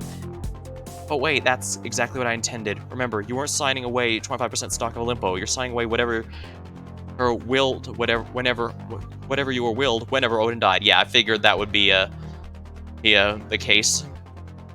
If you were willed nothing, you own nothing to either. For a moment, Laura just took in this information. But wait, that can't be right. Odin told Alt and Polly about my inheritance. There was a video, I saw it. Odin was lying. The video must have been a fabrication. Why, who's to say? Maybe he did feel disappointed in his sons. Maybe he thought this would light a fire under their asses. Honestly, I'm trying to read that man's mind is a complete waste of time. Hold on, though. Doing this put a target on my head. I could have been killed, and I almost was. Yeah, it's messed up. Odin's cruel. I don't think he'd do that to me. Odin wouldn't want me to get hurt. That is, if this was really Odin's idea in the first place. Shrug my shoulders. I don't know what to say, Laura, other than you might be giving Odin's morality a bit too much credit. Laura didn't even have a good response to that. There wasn't one, frankly. So then what will happen when Odin does die? The shares will be distributed as initially stipulated. Art will get 20, Polly 5. I can't imagine either will be happy with you, but Art will still be in control, so he'll be manageable. Polly will be pissed, but he presents no threat, especially when we consider that you'll probably be a major Duat hotshot by then. I mean, Laura, look what you're holding on to. Art and Polly both broke major bank trying to get that stock. Turn that cash into your little gang, and I imagine Marduk's gonna look pretty favorably on that. I mean, if I was gang leader, somebody brought back a like that'd be instant promotion in my eyes. Use that money. It should buy you quite a bit of leeway. Laura considered this for a moment, then she nodded. She understood what I was trying to make her see, that actually she was in an incredibly lucky position. Wow, that's, thank you, Eris. Really, I mean, you didn't know me before today, but you really gave it your all. And to put it frankly, you saved me. That really means a lot. Yeah, well, as much as I'd like to say I did out of the goodness of my heart, I'm not exactly that much of a saint. Oh. 10%, what? 10% of the cash I just made you. I want it. That seems entirely fair. Oh, right, sure. I mean, you're right, that is fair. Great. You can load it in this bag. For the third time, open the bag I brought. This time, however, instead of taking anything out, things were put into it. Laura and I took a bit of time to count out and deposit 10% into the bag. After that, I zipped it back up. There. So you see, I'm not some selfish angel, just like anyone else, out for myself. I get it now. Still, thank you. You're welcome. Alright, well, feels weird just leaving at this, but I guess this is goodbye. Feels weird, huh? Lucky me. It's nice for a departure to be weird. Ah, well. Laura stopped in her tracks, then she looked over at me one more time. You, why? Why? Doesn't matter, thank you. I hope you succeed in whatever it is you need to do. And with those surprisingly solemn words, Laura walked away. Finally, it was just me in the waiting room, and now that I was alone, I took the opportunity to just collapse in my chair. Then I began stretching out my limbs. Sheesh, that was exhausting. My work was far from over. Anyways, I wish the best for Laura, I really did. I mean, she'd need it. After all, friend breaking into Odin's mansion, seriously? She bought that? Well, desperation makes you eager to believe into escape ropes. Still, she should have thought a bit harder. The timeline of how things played out. How unreasonable my story was. Truth be told, I had no idea what Odin's will said. It's not like it was a total lie. I did have a decent feeling he was just bluffing. Then again, was Odin. He might very well go for it. Either way, that's not my problem anymore. I'd gotten what I wanted. Both Art and Polly had been separated from a great amount of money. That money was going straight into Duat's unreliable hands. Using that leverage, Laura would now likely push for the Duat headship, which of course would cause disruptions and conflict. And perhaps more interestingly, I had aimed Art and Polly's targets toward their own father, a move I could only expect Odin entirely counted on. I thought back to my aimless days of just searching the web for random shit. In retrospect, that really was just felt like I was meandering directionless. That wasn't productive. Comparatively, now that I move with purpose, with intent, that's far more fulfilling. I thought I'd pulled out my laptop and checked on my email, and surprise, surprise, the devil responded. Responded in a completely encrypted message. I guess solving that whole audio file puzzle of his made him more willing to just encrypt shit he wasn't peering eyes looking at. Fine, I'd make quick work of it. You probably also know this hacking puzzle has red tiles. Last color variant, I promise. Yellow, red, blue, that's it. Anyways, red tiles, explanation. Right, there's gonna be some red tiles with numbers and some without. Red tile with a number functions like any other tile with a number. However, one with the out must be a live tile within the numbered region of a numbered red tile. Basically, unnumbered red tiles live. Unnumbered red tiles must live in the regions of unnumbered red. It's pretty simple, trust me. We're gonna skip this, since these hacking minigames take overkill. Thy name is Devil. Well then, why don't we see what our good friend has gone through trouble encoding? Dearest Olaf, these are all good questions, important questions. Unfortunately, to answer them, I'd have to fully tip my hand. To explain them, I have to give away parts of myself that are crucial. It's more revealing myself than I'm comfortable with. Normally, under no circumstances I would speak about it. However, I can't help but feel like I'm running out of time in a way. Panthea is getting worse. Every day I feel it. After so many years, I've gotten almost nowhere. I need to make a change, and Olaf, I believe you may be that change. Partnering with a bona fide detective feels like the best chance I could get. So then, I'm willing to divulge everything. I mean everything. However, I have one reservation, and that's this email thread. I know, this sounds overly conspiratorial, but nothing online is truly safe. I get the feeling you'll understand when I say that. I'm going to encode this message just in case, but even then, that's no guarantee. Maybe this is a little much, but I don't want to leave things up to chance.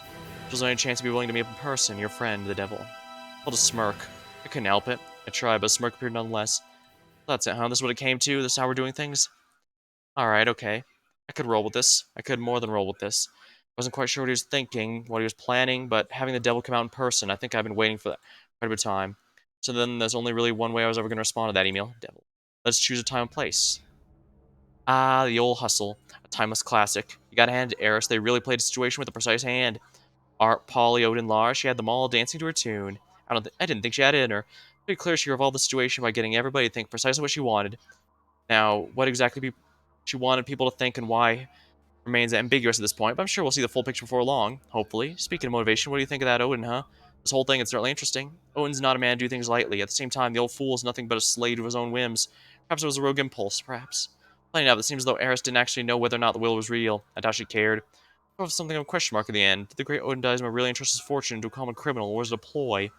That answer is somewhat lost in the shadows. What do you think? Does that exist or not? I don't think it is. Doubt its existence, huh? I said the real answer is lost in the shadows, but that's not entirely true. I know the truth. So then, are you willing to bet your guess? Excellent. How much? Alright, I should probably be doing bigger bets. No beating around the bush. I can review the will he supposedly wrote was entirely fabricated. Yes, while Odin is truly a man of strong whims, respects competence and loathes contemplatancy, his sense of elitism far outstrips his ambition. If you ask me, his far more outlandish eccentricities are skin deep, something he likes to indulge in, but not something he can truly commit to. He's not so far gone that he would actually entrust this will to anyone not of blood relation, and to me that's even worse. Anyways, the bet. You won, so here's the payout. Work, I guess. Anyways, if the will isn't real, I wonder what the point of it all was. Just to mess with his own sons? Perhaps, perhaps.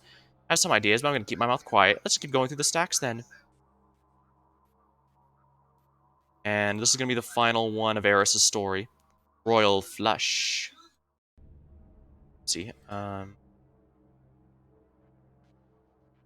Arbitrators was the last one, so here it is, part 7. Royal Flush. Repost, repost. Oh, what's this? A movie announcement. Let's check out the trailer. That looked okay. I think the producers might have overestimated how excited we'd get over Rudy Thespi's involvement. The guy hasn't had a decent flick in a hot minute. What else? More damn... Actually, no, this one's pretty cute. Okay, no, cat pictures are the worst. What was I doing, scrolling through Come Up at a time like this? I mean, yeah, it was a stress killer.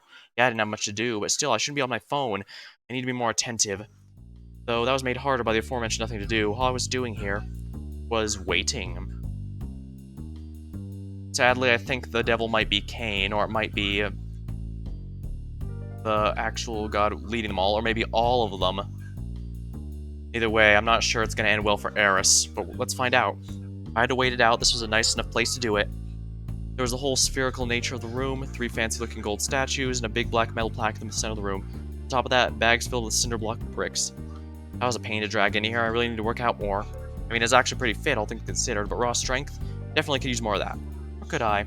Ideally, I wouldn't need to be carrying cinder blocks through fancy mansions too often. Oh well. Point is, I'd be able to completely cover that plaque in cinder blocks. Sitting atop the pile was a nice simple signal jammer.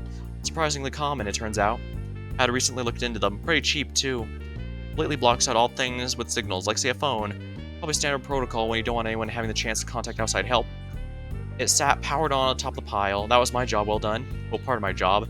Looking around, I did have to hand it to Odin. It was a pretty nice room, even if it was never intended to be stayed in for very long. problem wasn't the ambience, the problem was I was impatient, but I had to wait. This was my best chance of getting a lead. My last chance completely went to waste. Meeting the devil in person? Ha, what a joke. It was a mistake to think either of us were being slightly genuine. Good thing I was appropriately cautious. Had I actually gone to that meeting place, I'd probably be dead now. The devil never trusted me in the slightest. I mean, not like I could claim I trusted him, but I was proven right. Anyways, the meeting fell through, so I was stuck waiting here. Which was annoying, it made me anxious, especially knowing what was going on right now. Culmination of quite a bit of work, a spectacular scene of intrigue and drama. Where was I? Squatting alone in a mansion on babysitting duty. Tragic. I thought back to the setup I put in this part of the plan, starting then. Anyways, I think there's a lot we have to talk about. I'll keep housing Krish. Wouldn't want the Duats finding him, that'd be real bad. As for your part, I don't think you really need to do anything. Done more than enough already. Click. That was the end of the recording. Well, not quite. That was the end of the edited section I just played. I didn't edit for any sort of malicious purpose. The main point of the recording held firm. I just wanted to get the meat of the conversation. Going over every little interaction would just slow things down, and it'd be more effective if I jumped from bad section to bad section. Although it's not like the recording had any good sections. Looked up from the phone. Well, what'd you think? This is... Kara's face was flushed. It was very unclear on how to feel. It was understandable. There's a lot to hit her with. She'd been faithfully supporting Polly Deisma for so long, and then to be faced with this? What was that? Naturally, it'd come as a shock. I get it. My is hard to deny reality. The moment to process it, a pest. Excuse me? Doing it well, mind you. Good lord, how's that? That's why I trust you directly. Don't call me hysterical. Apologies. You've lost the plot entirely if you think I'm gonna believe any of that. Where'd you find this impressionist? They're damn good, I'll give you that. I should introduce them to Polly, it'd be funny. Mr. Tucker, would you please think about this rationally? You're one of the few people who know Mr. Deisma the best. You surely realize that was no impressionist. That's... Denial is a powerful thing, especially when faced with evidence that directly contradicts your beliefs. How would you react if you heard a recording of somebody you trusted near confessing to a bunch of heinous shit? Even if it was somewhat plausible, you'd never be able to instantly flip, right? When you're faced with things that contradict your perceived reality, your subconscious goes overdrive trying to maintain your past beliefs. This can manifest in all sorts of excuses, ones both internally and loud. There's no way to get past this, I just need to be patient. Usually after a bit of time, if the person's strong-willed, their conscious mind starts picking apart those excuses. The time it takes to come to grips with the truth can vary based off a number of different factors. How long the person's lived in the false reality, how important the issue is to them, how horrible the alternative is, how plausible the subconscious excuses are, and how much they're willing to face the truth. Banking on that last factor, I'm sure Kara would snap out of this prologue. Okay, fine, that was Polly. What's the context? Is he doing script read or something? Mr. Deisma is not that talented of an actor, or perhaps he is, but he certainly doesn't have the classical training needed for this sort of performance. And would he really consent to read this sort of dialogue? It seems highly personal. Not to mention the fact the use for such a performance seems entirely questionable. Then, no, he doesn't actually like say anything in that. He's just talking, super loud on details. We need to rewind the tape? No, we don't. Perhaps I can remind you of key phrases, one that seemed fairly damning. I know those the whole doctrine of innocent until proven guilty, beyond a reasonable doubt, but even those contexts, it'd be hard to press to say Polly Deisma is not guilty of what he's accused of. But it's not like that. Nothing was explicit, just implications. Oh, do you want things to be explicit? Do I need to spell out this tape? Makes it sound like he's actually assaulted someone. Ugh. At this phrase, Kara flinched. Her denial was an overload. You're correct that things were not spelled out. To be honest, I was rather hoping Polly would offer more details on his own, rather than leave things as vague as they end up being. It's possible the incident did not quite amount to that, but it's also equally plausible the incident went far beyond that. Either way, I don't see how it's possible to construe the event as anything but extremely morally reprehensible, and his turn at the end of the recording is even more troublesome. You could choose whether to believe he's in fact wrapped with incredible guilt, or if the whole thing's an act. However, at minimum, he's still capable of acting, calculating, cutthroat. Additionally, he made it clear he has no intent to truly be held accountable. That's just what we know. Is this really all that bad? Excuse me. We don't know what really happened. I mean, Polly's charming. Nothing here seems malicious. It's not like he's art. He's not really that bad. Kara, think about what you're saying right now. I don't believe you can say what you just said with an ounce of sincerity. You're better than that. But this happened in the past. People can change, right? Polly has changed. He's put in the work. He continues to put in the work. So it's like, well, in the past, why linger? It'd be better for me to move on, for all of us to move on. This is Representative Polly. He's a massive prat, sure, a bit of a dick, but he's not a good guy, Kara, since the start of this conversation, you've been doing nothing but make excuses for Polly. That makes absolutely no sense to me. That's not your personality. You hold people accountable. You actively work to improve things. You're smart. You're not whatever this is. Who are you doing this for? Why? I mean, Polly? The shittiest son of a shitty family? You're right, none of this is new. Polly's an established train wreck. He can be nice, sure, but that's not even remotely the point. Why are you defending him? You've literally been presented with truth, and you're still trying to back this horse. Why is that? Why him? Just cut him off and get it over with. Kara looked down. She was clearly pissed, but she was also angry with herself. No part of this was easy for her. Perhaps I should be gentler. Look, I get it, okay? This must seem impossible, right? Like seeing a completely different person. No rational person could accept it in an instant. Paulie's a good person. He's a bad person. These aren't beliefs that can coexist, and you're trying to resolve them in your head. Yeah. Ever hear the theory of many masks? What? So simply, every individual has multiple masks they wear in different circumstances, like alternate personalities. It's how you act at work, how you act with your family, how you act in a certain Toxic Online game. Gasp! League of Legends! They're all you in a sense, just filtered through different lenses. They're you wearing different masks. That does make sense, I guess. Right, well that's why you're having trouble rationalizing Paulie right now. You've only seen him wearing the mask he puts on with you present. Maybe you've seen alterations of mask, combinations where he has to wear many at the same time. Fundamentally, they're all the same. That's probably a very nice looking one. Polished excessively, bedazzled with nice looking jewels. I don't know, metaphors aren't my strong suit, but you get the point. He wants to look good in front of you, maybe because he does like you as a person. The point is you've just seen him in one mask. The recording, however, is him wearing a completely different one.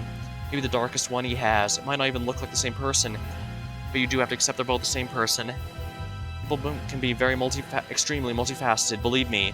I'm sure Paulie has his good points you've seen, but he also has bad points, ones you haven't seen. If you ask me, this reporting proves that the bad points are too large to be ignored, as preferable as it might seem. But what should I do? I can understand acting gutted all day, but that wouldn't change much. Exactly. You need to do something. This is proof. This recording as it is proof you cannot put your faith in Paulie.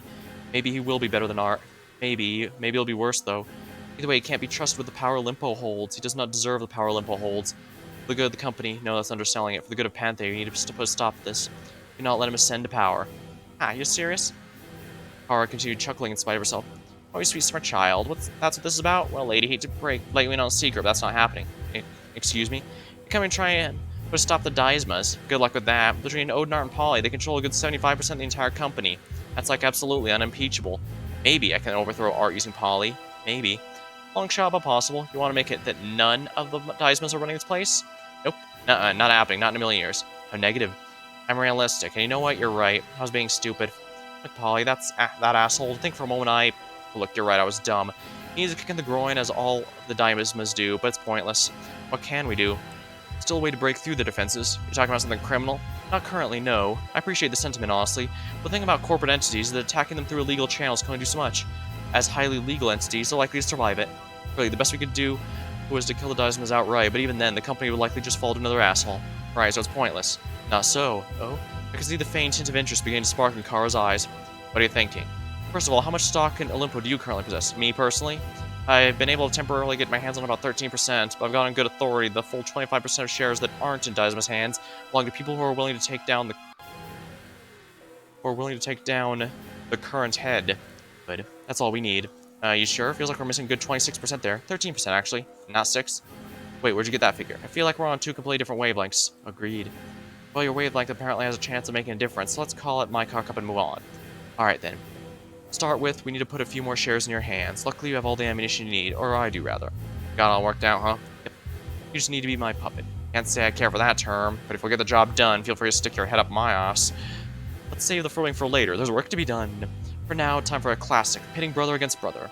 I didn't get to see what happened next, probably went like, you know, I don't think you really need to do anything. You've done more than enough already. Well, well, well. Paul, you absolute troglodyte. Guess I expected better of him, sad to say. What I didn't expect, Miss Tucker, was that you would come play ball with me, of all people. Quite a lovely surprise. Well, you heard the tape. You think I'd let that shit pass unpunished? I'd imagine not. As it is only right. My brother. It disgusts me at times to think that we're related. Perhaps I'm not one to speak, given some of my personal foibles. There is such thing as responsibility. Polly knows nothing of it. Hence audio recordings like this. Hence indeed. So you're giving this to me what? To take him down a peg? Teach him a lesson? I don't know. I don't care. You don't care? That can't be right. It is. If I was really just vengeful, I'd leak the recording to the press. They'd do the work for me. Ah, so you're opportunistic. Hey, don't say that like it's a bad thing. It isn't. Honestly, I respect the instincts. Really, your talents are wasted working under my brother. Probably, but it's not like I'd be your assistant, like to be your assistant either. Can we get back to business? I was simply making conversation. Alright, though. How much will it be? 10%. Excuse me? 10% of your Olimpo shares. That's my asking price. Ha. Absolutely not. That's a non-starter. Oh, come on. This recording's gold. It has Polly dead to rights. If he ever acts up, whip it out and show him what's up. Getting it for 10% a blaze steal, if you ask me. Well, I should buy the recording for 4%. 4%, huh? Sharp, real sharp. Making sure between you and Owen you maintain 50% stranglehold. Oh, that is a must. Everything besides that's simply optional. Fine. 4 will work, I suppose. Never intended to get the 10%, did you? You want to make the deal? Oh, right, sorry. Then with Polly, it was like, you're joking, what? Stop it, no way, you're lying, you must be, gotta be. Stop overreacting. But how? Art's not bad at math, he knows 6% leaves him vulnerable. I don't know, I guess he thought he could trust Herc. As long as either way, the upcoming shareholders meeting will be able to claim victory. Yes, now that's what I'm talking about. No good count on you, Kara. You really are the best, what would I do without you? Yeah, so I have an ask. An ask? Alright, hit me. 10%, huh? 25% of the shareholders will be willing to back you, but to set that up, I currently possess no stock in Olimpo. I need 10% of your shares. Only fair, right? You said you were partners. And partners we are, but 10%, that's a lot. Ollie. Oh, what the hell? You've been by my side for so long, you know I just can't deny when you ask something so straightforwardly, so I'll give you 9. Wait, 9? I got 20%, you know, if I gave you 10, we'd be equal. And of that, gotta have you under me or else you find someone better. Yeah. More or less encounters like that took place, which led me to the next meeting with Kara. Oh, I feel gross. Welcome to the wonderful world of corporate politics, Kara. You don't feel sick, you're not doing it right. I don't think telling bald-faced lies is my calling in life. Well then, hopefully you won't have to tell any more after this. Point is how to go. Pretty much like you said, 4% from Art, 9 from Polly. The exact numbers too, not bad at all. What can I say? Despite their posturing, I find the Diamond brothers extremely boring. They're quite predictable when you get down to it. Well, I can only pray you continue to be right. Because going forward from here, I don't know what the plan is. Sure, I nicked a good 13% from the 2, but that still puts me at 26%. 51%? It is not. And the next shareholders meeting's coming right up. That's our best bet to make a change if we can't stir things up then. Oh, relax, relax. The hard part's over. At least for you, that is. It is. Yep. Like I said, that was step 1. Now to handle step 2. It's a 2-step plan. Maybe I should have led with that. 2-step is conflating things. Arguably convincing Polly could each count a step in itself. Whatever, I'm getting lost in the weeds in this one. Point is, I'm the one who has to do the heavy lifting from here on out. Your role is very simple. Ooh. Which brought us to now. Brought me to me sitting by myself. An empty room all by my lonesome. Doing nothing interesting. Sigh.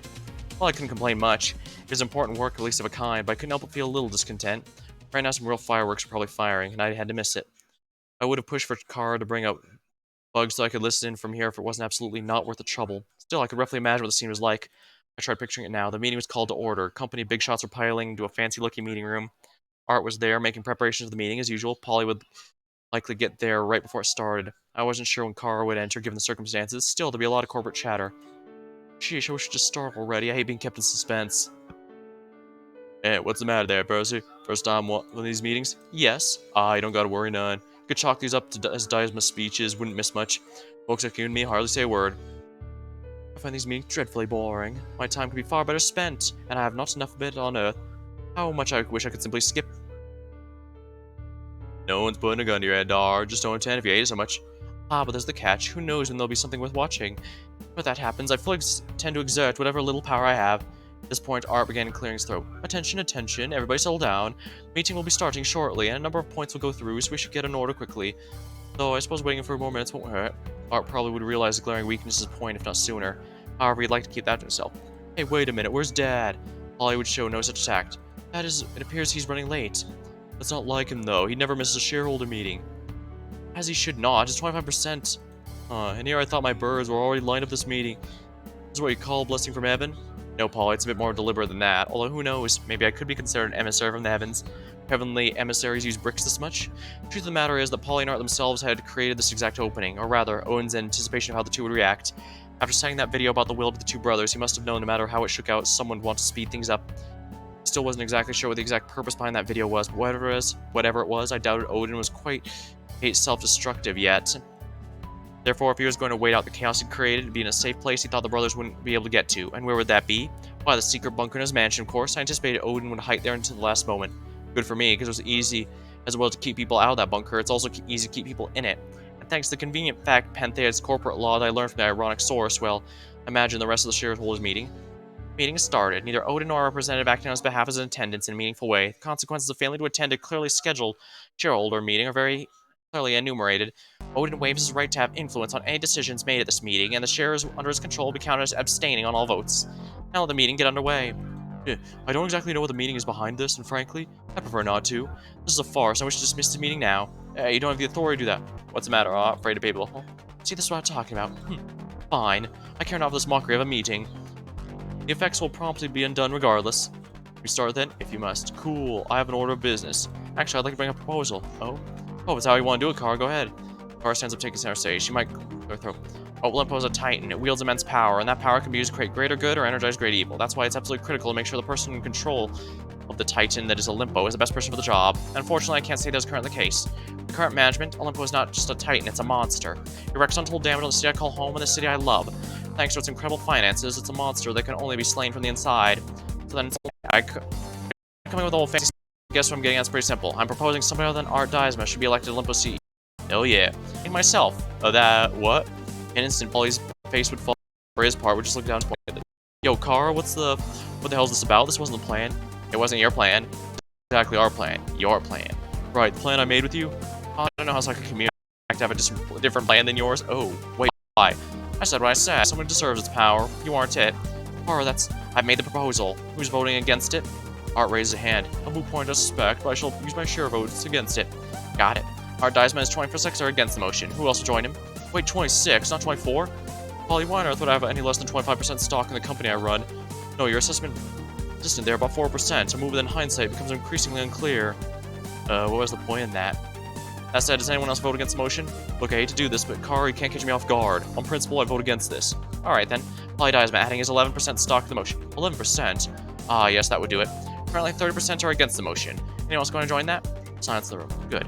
Then who is in favor of the motion? Certainly I'm getting in favor, so that's 26% right there. Who else? Sorry about this. Now this is what I call a good old-fashioned coup. Oh, you Art. One by one, the other relevant shareholders have voted affirmatively. Great. Looks like 38% of the shares favor in charge of change of CEO, whereas 37% are against it. And of course, 25% have chosen to abstain. With that, the motion passes. Thank you, everyone, for electing a brand new CEO. Come on, Kara, what are you doing? Very exciting, everyone. As 26% shareholder, I motion for another meeting in, I don't know, 5 hours? Now hold on. Kara raised her hand, capturing the moon's attention. As CEO, I have something to say. Gosh, I hope I'm not being daft with this. One way to find out, I suppose. Just get to it, Miss Tucker. Remember I said about Olimpo being a monstrous titan? Well, I should have clarified. I don't believe the pilot made the titan a monster. Rather, I think it was the other way around. Polly, I said Olimpo needs to be led by someone who deserves that amount of power. I wasn't referring to myself, which is why, CEO of the Olimpo, my first action will be officially dissolve Olimpo as a corporate entity, effective immediately. What? That can't... Wait, no! Kara, what the hell? This isn't right. You're not acting rationally. Now, hold on. Missile, this ain't here what I signed up for. I want a revolt, not a barn fire. Does this mean I'm out of a job? Ha. It's been a while since I felt this alive. Good. In a single action, Olimpo will be thrust into chaos. There'll be arguments, accusation, hardcore legal analysis. I was in no way sure how it'd all shake out. But in the inferno, Olimpo will be severely weakened, which brought us to what I was doing here. Playing gatekeeper to Odin wasn't my purpose, at least not my only purpose. See, there was an entity in Panthea which was pretty wise of things, an entity that didn't want Olimpo to keel over, a figure. Well, it was cheesy, but let's call them the god. Maybe it was a long shot, but depending on how it played out, I thought it was quite possible that the god... I heard it. It was faint, but I heard it. Someone was in the mansion. Somebody else, which meant it was time. Slowly, I carefully moved over the ambush spot. My gambit paid off. The god was going to free Odin by their own hand, and this was a chance for an inception. I positioned myself right behind the door of the inner sanctum. I readied myself. One chance, deep breaths. The footsteps got closer, and then the door opened. More stepped inside. Now. I pounced out, summoning the figure from behind. Instantly, I put my feet over both his outstretched hands. I had them completely at my mercy, and then, after securing them, I got a good look at their identity. It was Kane Shea. I knew it. Damn, I was good. I always trust my gut. Ugh. What the fuck? The hell's going on here? What's going on is you're under citizen's arrest. Citizen's arrest my ass. Oh, and arrest is light for a scumbag like you. There's a greater punishment in store for the god of Panthea. God of What the fuck are you talking about? You mean you don't know the term? I know that you're screaming like a crazy person. By the tone of your voice, I'd say you were heiress. But this is the type of thing I'd peg Laverna getting into. Now, would you get the hell off me? Huh. Okay, this wasn't quite what I expected. Obviously, Kane could just be lying. This is a pretty easy answer, except I was pretty good at spotting liars, and Kane sounded pretty convincing. Of course, if Kane was the god, he'd be a pretty good actor. However, he just got ambushed and knocked to the ground. Usually I catch you by surprise, put you off guard, and instantly Kane was putting up a front. It was possible he'd really bounce this instantly. I needed no more. Not quite yet. I've got some questions to you first. Fine, get them over with. Your shoes hurt. What are you doing here? This is private property. I could ask you the same thing. I ask first. Wow. Look, if you have to know, he squirmed on my feet. I was sent here. Really? By one of the Deismas? No. It was an anonymous source. Yeah. They gave me directions to find this room, and apparently there'd be a puzzle in the bunker.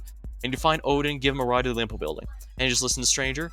Hey, they offered info. They directed me to a manila envelope stuck in some tree near the orifice office. It had a USB. They said it had some juicy shit, and I'd get a second scoop after finishing. Oh yeah, can you prove any of that? I checked my pocket. You'll find the damn ladder. Bent down, looked through his pockets. Sure enough, found the envelope. I reached inside, took it out. This complicated things. I jumped to the easy answer when Kane walked inside. I thought about more. Would the god really expose himself directly? For short, no, it's true. The whole MO was getting other people to do the dirty work, and they also knew that for whatever reason, Odin hadn't made it to the shareholder meeting. Kane really was. It'd be pretty risky to appear in front of me. What's on the USB stick? I don't know. Haven't checked out yet. Figured I'd just check both bits of info when I finish the job. And just trust a random voice. You didn't think that could be a prank? Yeah, well, this isn't the first time this voice has contacted you, is it? You've done stuff like this before. Sure not, Laverna? Watch it. Part 2 from the floor, but yeah, you got me. I got a lot of good info from this anonymous source. Don't know who it is, and frankly, I don't care to. They haven't failed me yet, and that's all I care about. A lot of the time, the info comes no strings attached. Every now and then, they ask for me to do something mild like this. Deliver this here, get a bit of info, innocuous stuff like that. Sure, it's shady, but you know, kind of makes it exciting. Beats the boring journalist racket, that's for sure. I considered this. The voice ever make you do anything major? Dump a body, drug a rival, burn a house? Of course not. I'm info hungry, not insane. No way I'd do any of it if it was illegal. Again, technically you're breaking into Owen's mansion, and technically so are you. I was taking my frustration out on Kane. Looks like I just caught a tentacle, not the real beast. Whatever, I'd gotten another piece of the puzzle. With this, I might have to revise some theories. Now that I still had work to do. Alright, you're cool. I'm taking the USB though. Like hell you are. I want to see what's on it. Then ask me. I don't have time for that, okay? Thank you, the best buy. Wait up. Before Kane could object, I ran out of the room. Maybe I just let the god through my brat. But I still took a chunk out of Precious Olympo. If I kept provoking him, soon enough they'd show their true face. Ooh, a lot to discuss. A lot happened here. Starters, how about Kane getting caught like that? That's crazy, huh? The whole story about being contacted by non-source seemed pretty sketchy. Gives off big cop-out energy. Then again, Eris did bring up a pretty good point. This god that she's chasing, from what we know about them, would they really was comparing the flesh? Seems like a massive and unnecessary danger. Even still, it's not impossible. There could be a reason for it. Whatever, Olympo just exploded and we're talking about some loser reporter. What are we doing? That was some slick maneuvering from the Kara Eris tag team. And granted, it worked because of a bizarre maneuver from a questionable legality and physically preventing Odin from attending last minute. You know, Kara positioned dissolving Olympo as a corporate entity as some sort of high-minded sacrifice, as if she's coming from a position of nobility. The power the position entailed was inherently amoral and corrupting in and of itself. Maybe she really did believe that, maybe, but it's not like she had a choice, you know? Her tenure as CEO was inevitably going to be extremely limited. Such an act was the only real way to make change, and even then, it's currently unclear if such an act will even work. Like, legally speaking, she'd do that. I don't know, I'm not a lawyer. Either way, my point stands. It wasn't a noble sacrifice, it was a calculated missile strike. I don't know why I feel like tearing down Kara's achievements. Not like I hold anything against her, and honestly, I respect the attempt to reframe things, just sort of give my 2 cents. Yep, that's all for this particular story. Gold lock. You want to unlock this card using a gold key. We're going to unlock the next portion of the fake Thane story, nullifying the cut. Ah, the V-Hall. What a place to spend your days. You know, walking up here again, it really struck me this place represented. This was the Duat headquarters. I mean, it's not like anything important about the Duats were there. In fact, the Duats credit, the most important things are stored separately. But still, for all intents and purposes, this was Duat HQ. This is where people meet up. It was right out in the open, and it wasn't like a secret or something. I mean, if you ask your average passerby, yeah, they wouldn't be able to tell you where it was, but if you look into it, you'll probably locate this place pretty easily. Without too much trouble, for that matter. It's not like most Duat members were exactly built for subtlety. Pantheon police force absolutely knew about this place, and yet, what was being done? Nothing. This place was allowed to stand tall, just as a public base for a gang. Was this not the city implicitly endorsing the presence of the Duats, their rule? Maybe I was being overdramatic, but I felt like I also had a good point in there somewhere. I shook my head. Oh well, not like this was teaching me anything I didn't already know. I didn't trust most people more than live their lives. That's why you needed people like me. I made my way right at the front entrance of the V-Hall. Something. Speak the name of the dead is to make them live again. Okay, not in a chatty mood today, I get it. Without another second of hesitation, I continued the building. I knew the drill now. I knew how to walk with confidence. Thane might have been in an uncomfortable role not too long ago, but at this point I was feeling pretty confident in my ability to pull him off. Things had gone well so far. Many of the things I feared might happen hadn't come to risk. The real Thane never came back for vengeance. Secret Thane never became a problem. I've been inventing issues, seeking phantoms where none were to be had. I guess while we were here, when I was asked to vote on whether or not Thane would be discovered within the next ones after the first set, I intended to say this is probably going to end after the next one, but I accidentally the wrong one. Oh well, maybe it'll be interesting. It's entirely possible he can keep it up at this point. Supposedly everyone's already seen him without it, but we don't know if that's actually true. It seems likely, though. Yi didn't have a reason to lie in that particular instance, but Yi lies through his teeth all the time. At this point, I was borderline cocky that my identity wasn't in jeopardy. Case in point, coming to the V holiday. Functionally speaking, there wasn't much reason to. True, Yi called me over for a casual meeting, but I had the outs. Say I wasn't feeling well, I had an excuse to blow him off. Hell, I could ditch the Thane act now, having it largely served its purpose, but instead, without stated purpose in mind when coming here, I decided to go up and meet up with Yi. That's where the trouble starts. This complacency, actions without purpose, that's where I start to lose myself. Made sure to remind myself that as I entered the V Hall. It was easy to be cocky in the abstract, but when you're back in the enemy territory, a mere mask standing between you and death, that previously built confidence starts to slip away. As I look around the hall, I noticed there simply weren't many people around. On one side of the building, I spotted Lara. She's talking with three other doo-wop members, one of which I vaguely recognized. In the middle of the room, Zauchi and Zia were standing around, also in the conversation. In terms of doo-wop members, the main area, that was about it, which, okay, I guess didn't have to be a surprise. There wasn't a meeting happening, no particular reason to be at home base.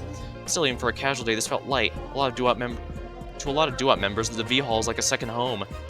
Oh, I'll chalk that up to luck on my part. I look around and quickly noticed something. Yi wasn't around. Correction, he wasn't around yet. I'd probably gotten here early, or elsewhere Yi had gotten caught up with something else. No biggie, I just killed some time. I walked around the main hall, somewhat aimlessly. Soon I got within earshot of Zochi and Zia. I had no desire to actually join the conversation. It felt like a minefield that was easily avoidable on my part. Still, I wanted to hear what they were talking about. Simple curiosity, that. So suddenly, I kept pacing awkwardly and began listening in. I was hoping neither man would notice me and call me over. It seemed they were a bit too involved to notice me. Win for me, at least as far as I'm concerned. Look, Zia, you're freaking out for nothing. It's Gia we're talking about. You know how she is? I do. That's why I know it isn't normal. Blowing me off, ignoring me? Yeah, that's normal. Going MIA? Normal as well, but it's been way too long for that. This isn't her going on a bender. This is her going missing. Ah, now look at who's an overprotective brother. Hey, this isn't that, asshole. I'm actually fucking worried. Oh, because remember, during the double murder, someone had a bat. I thought Gia might have been involved. Well, no, none of the bodies were female, so... But she was likely involved with murdering them for whatever reason. I'm actually worried. Worried about what?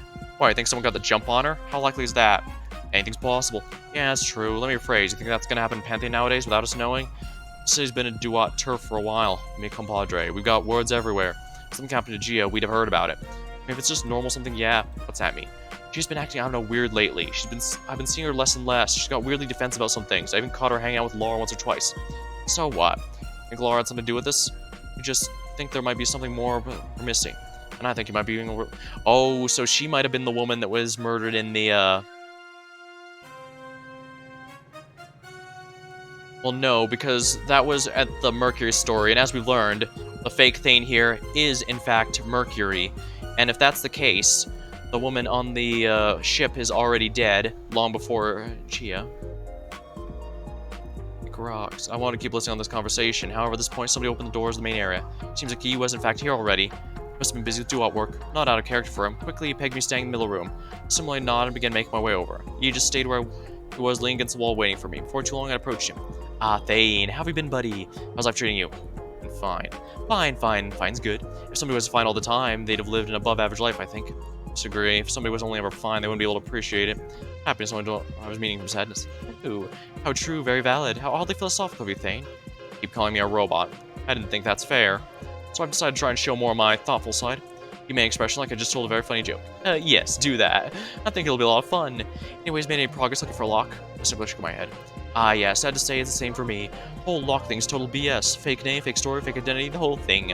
Still, so long as the man intends to operate in Panthea, he'll probably keep the identity, unaware of the degree in which he's under investigation. Dual intelligence never fails. Next time he pops up, we will know, and this time I won't miss. Right. About that night, Zer's expression clouded Yi's face. If I didn't know better, I could see a bit of suppressed rage come from him. Good, we're over here. I want to, before anything else, to talk to you about. Good, we're over here. I want to, before anything else, just talk to you about this face-to-face, before things have to go beyond that. I didn't like several of the phrases Yi just dropped about this. Oh right, silly me, you don't know what I'm talking about. Well, he scratched the back of his neck, took a moment to breathe. I got a report from Seth not long ago. It was about the investigation of the Secretary Ghani murder. Keeping you in the loop. Of course, that's what he's here for. I just nodded. Anyway, he informed me of a very peculiar little piece of information. Directly at the crime scene, right by Ghani, there was a burned cigarette left there. Seth hasn't done the forensics on it for obvious reasons, but based on the brand and surrounding context, seems likely the cigarette was mine. Wait, they found one of your cigarettes at the crime scene? That's bad. Of course they didn't find one of the cigarettes, that's what Seth's for. He handled it. Oh. Okay, so there's no problem. Not with the police, at any rate. That's good. Honestly, this sounds too close for comfort. You must have gone sloppy leaving something like that around. I didn't. Obviously you didn't intentionally, but smoke isn't compulsion. It must have been an absent-minded thing. This Yi let out a little chuckle. You know, at first I thought that's what I thought too. I was cursing myself, wondering how I could be so dumb, and then I remembered I didn't bring any cigarettes that night. In fact, I made a point of bitching about forgetting to bring them. In fact, I remember complaining to you about it. Wait, that's right. Shit, please don't let this be going where I think it's going. That doesn't make any sense. You're right, Thane, it doesn't make sense. If I didn't bring any, how did one of mine get there?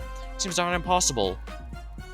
So unless somebody brought one of my used cigarettes, unless a trusted ally of mine deliberately planted that half-baked plot to try and get me in hot shit, if that were the case, well, that would be straight-up active betrayal. That... Shlara. I should have seen it coming, honestly. damn her. I shook my head disapprovingly. Honestly, what offends me the most is how paper-thin the attempt was. I mean, cigarettes, seriously. Did you really think that wouldn't get noticed by Seth? A super obvious piece of evidence wouldn't get intercepted by my contact? How dumb is she? Yeah, she really is clueless, isn't she? Just goes to show the difference between her and us two. Gosh, it's so annoying.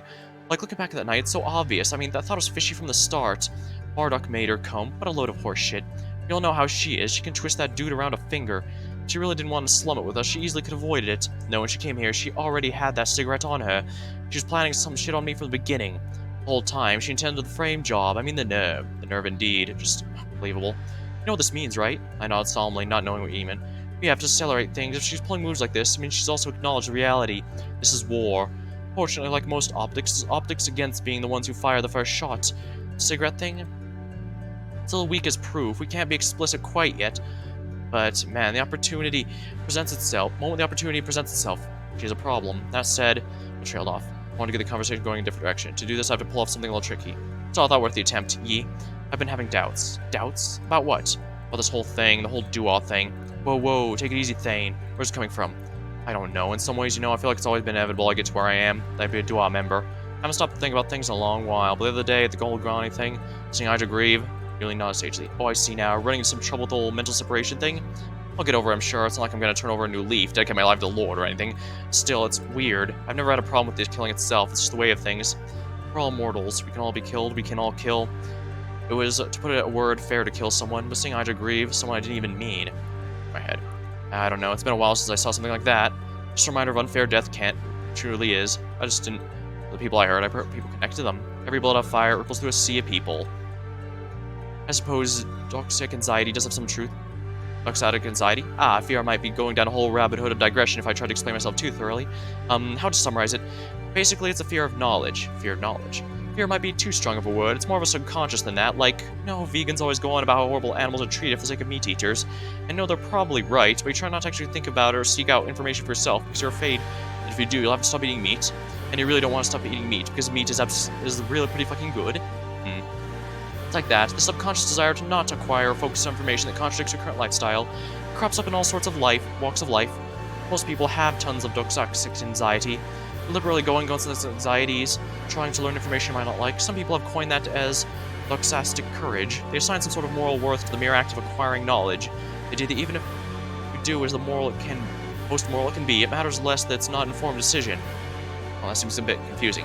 Yeah, that's a line of discussion that gets pretty deep quickly, and I find prone to logical recursions. That's neither here nor there. Honestly, doxism is a whole topic of study. It's quite fascinating. There's also doxic logic, a form of logic that incorporates people's beliefs into logical actions. Doxastic logic has different types of reasoners and different levels of rationality. It also proposes counterparts of both Gödel's incompleteness theorem of metalogic and law of Peano's arithmetic. Sorry. See, this is what I'm talking about. I've got a nasty habit of tangents. To be honest, I could talk about this particular subject for quite a while. Focusing. Okay, you're struggling with the morality of it all again? Yeah, pretty much. I struggled with this for a while. Not really, just a bit. Okay, then I say that's natural.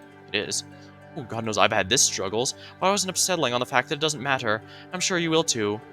It doesn't really matter. Look around, Thane. Look around in any public place. You know what you'll see?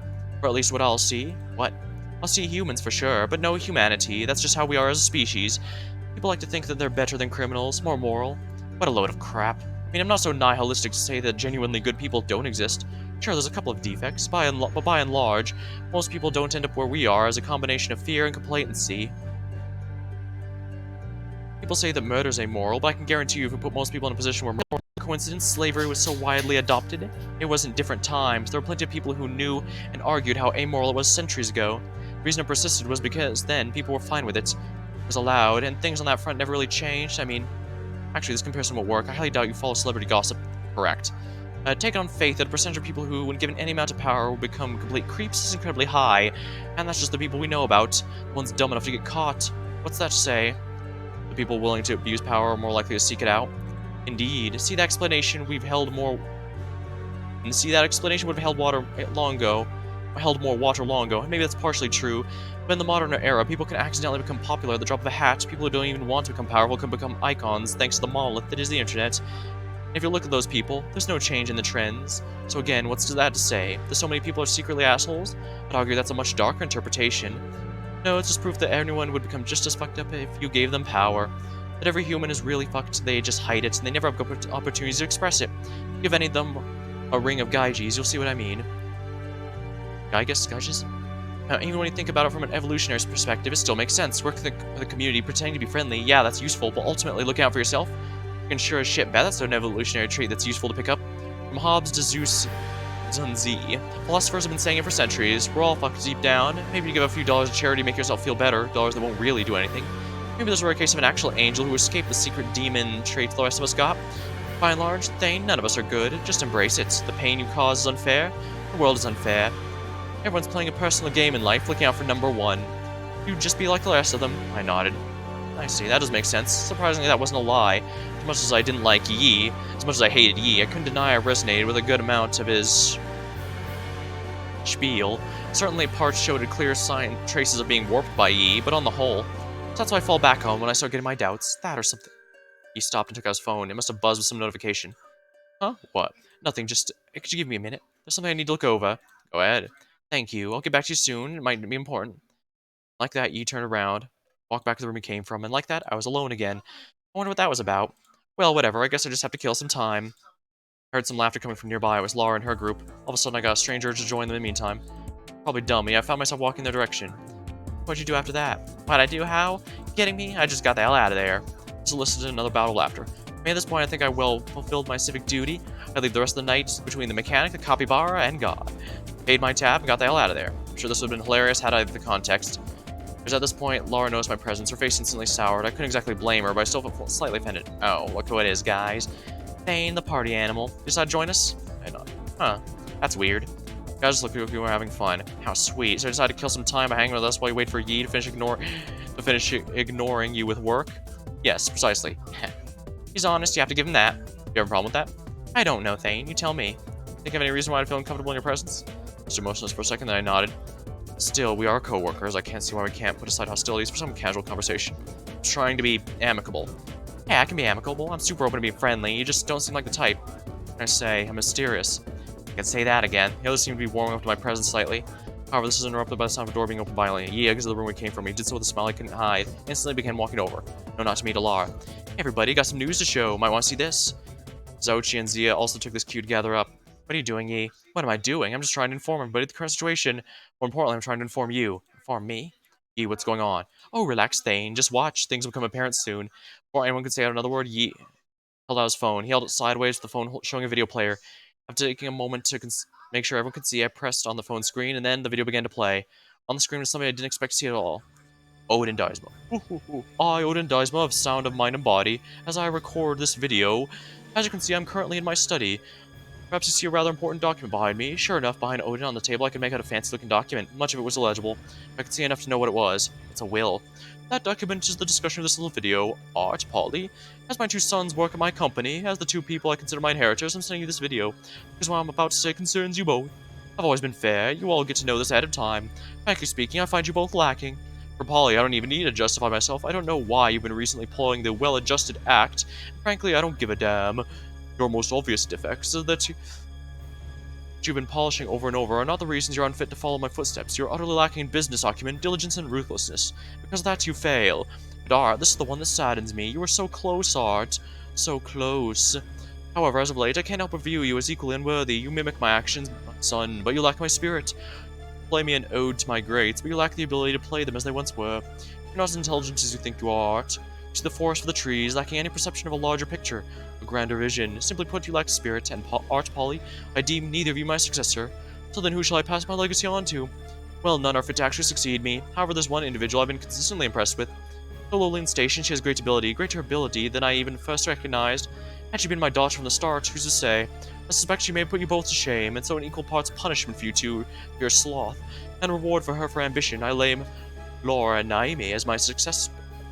On my death, she'll be willed my stocks, equaling a 25% stake in the company.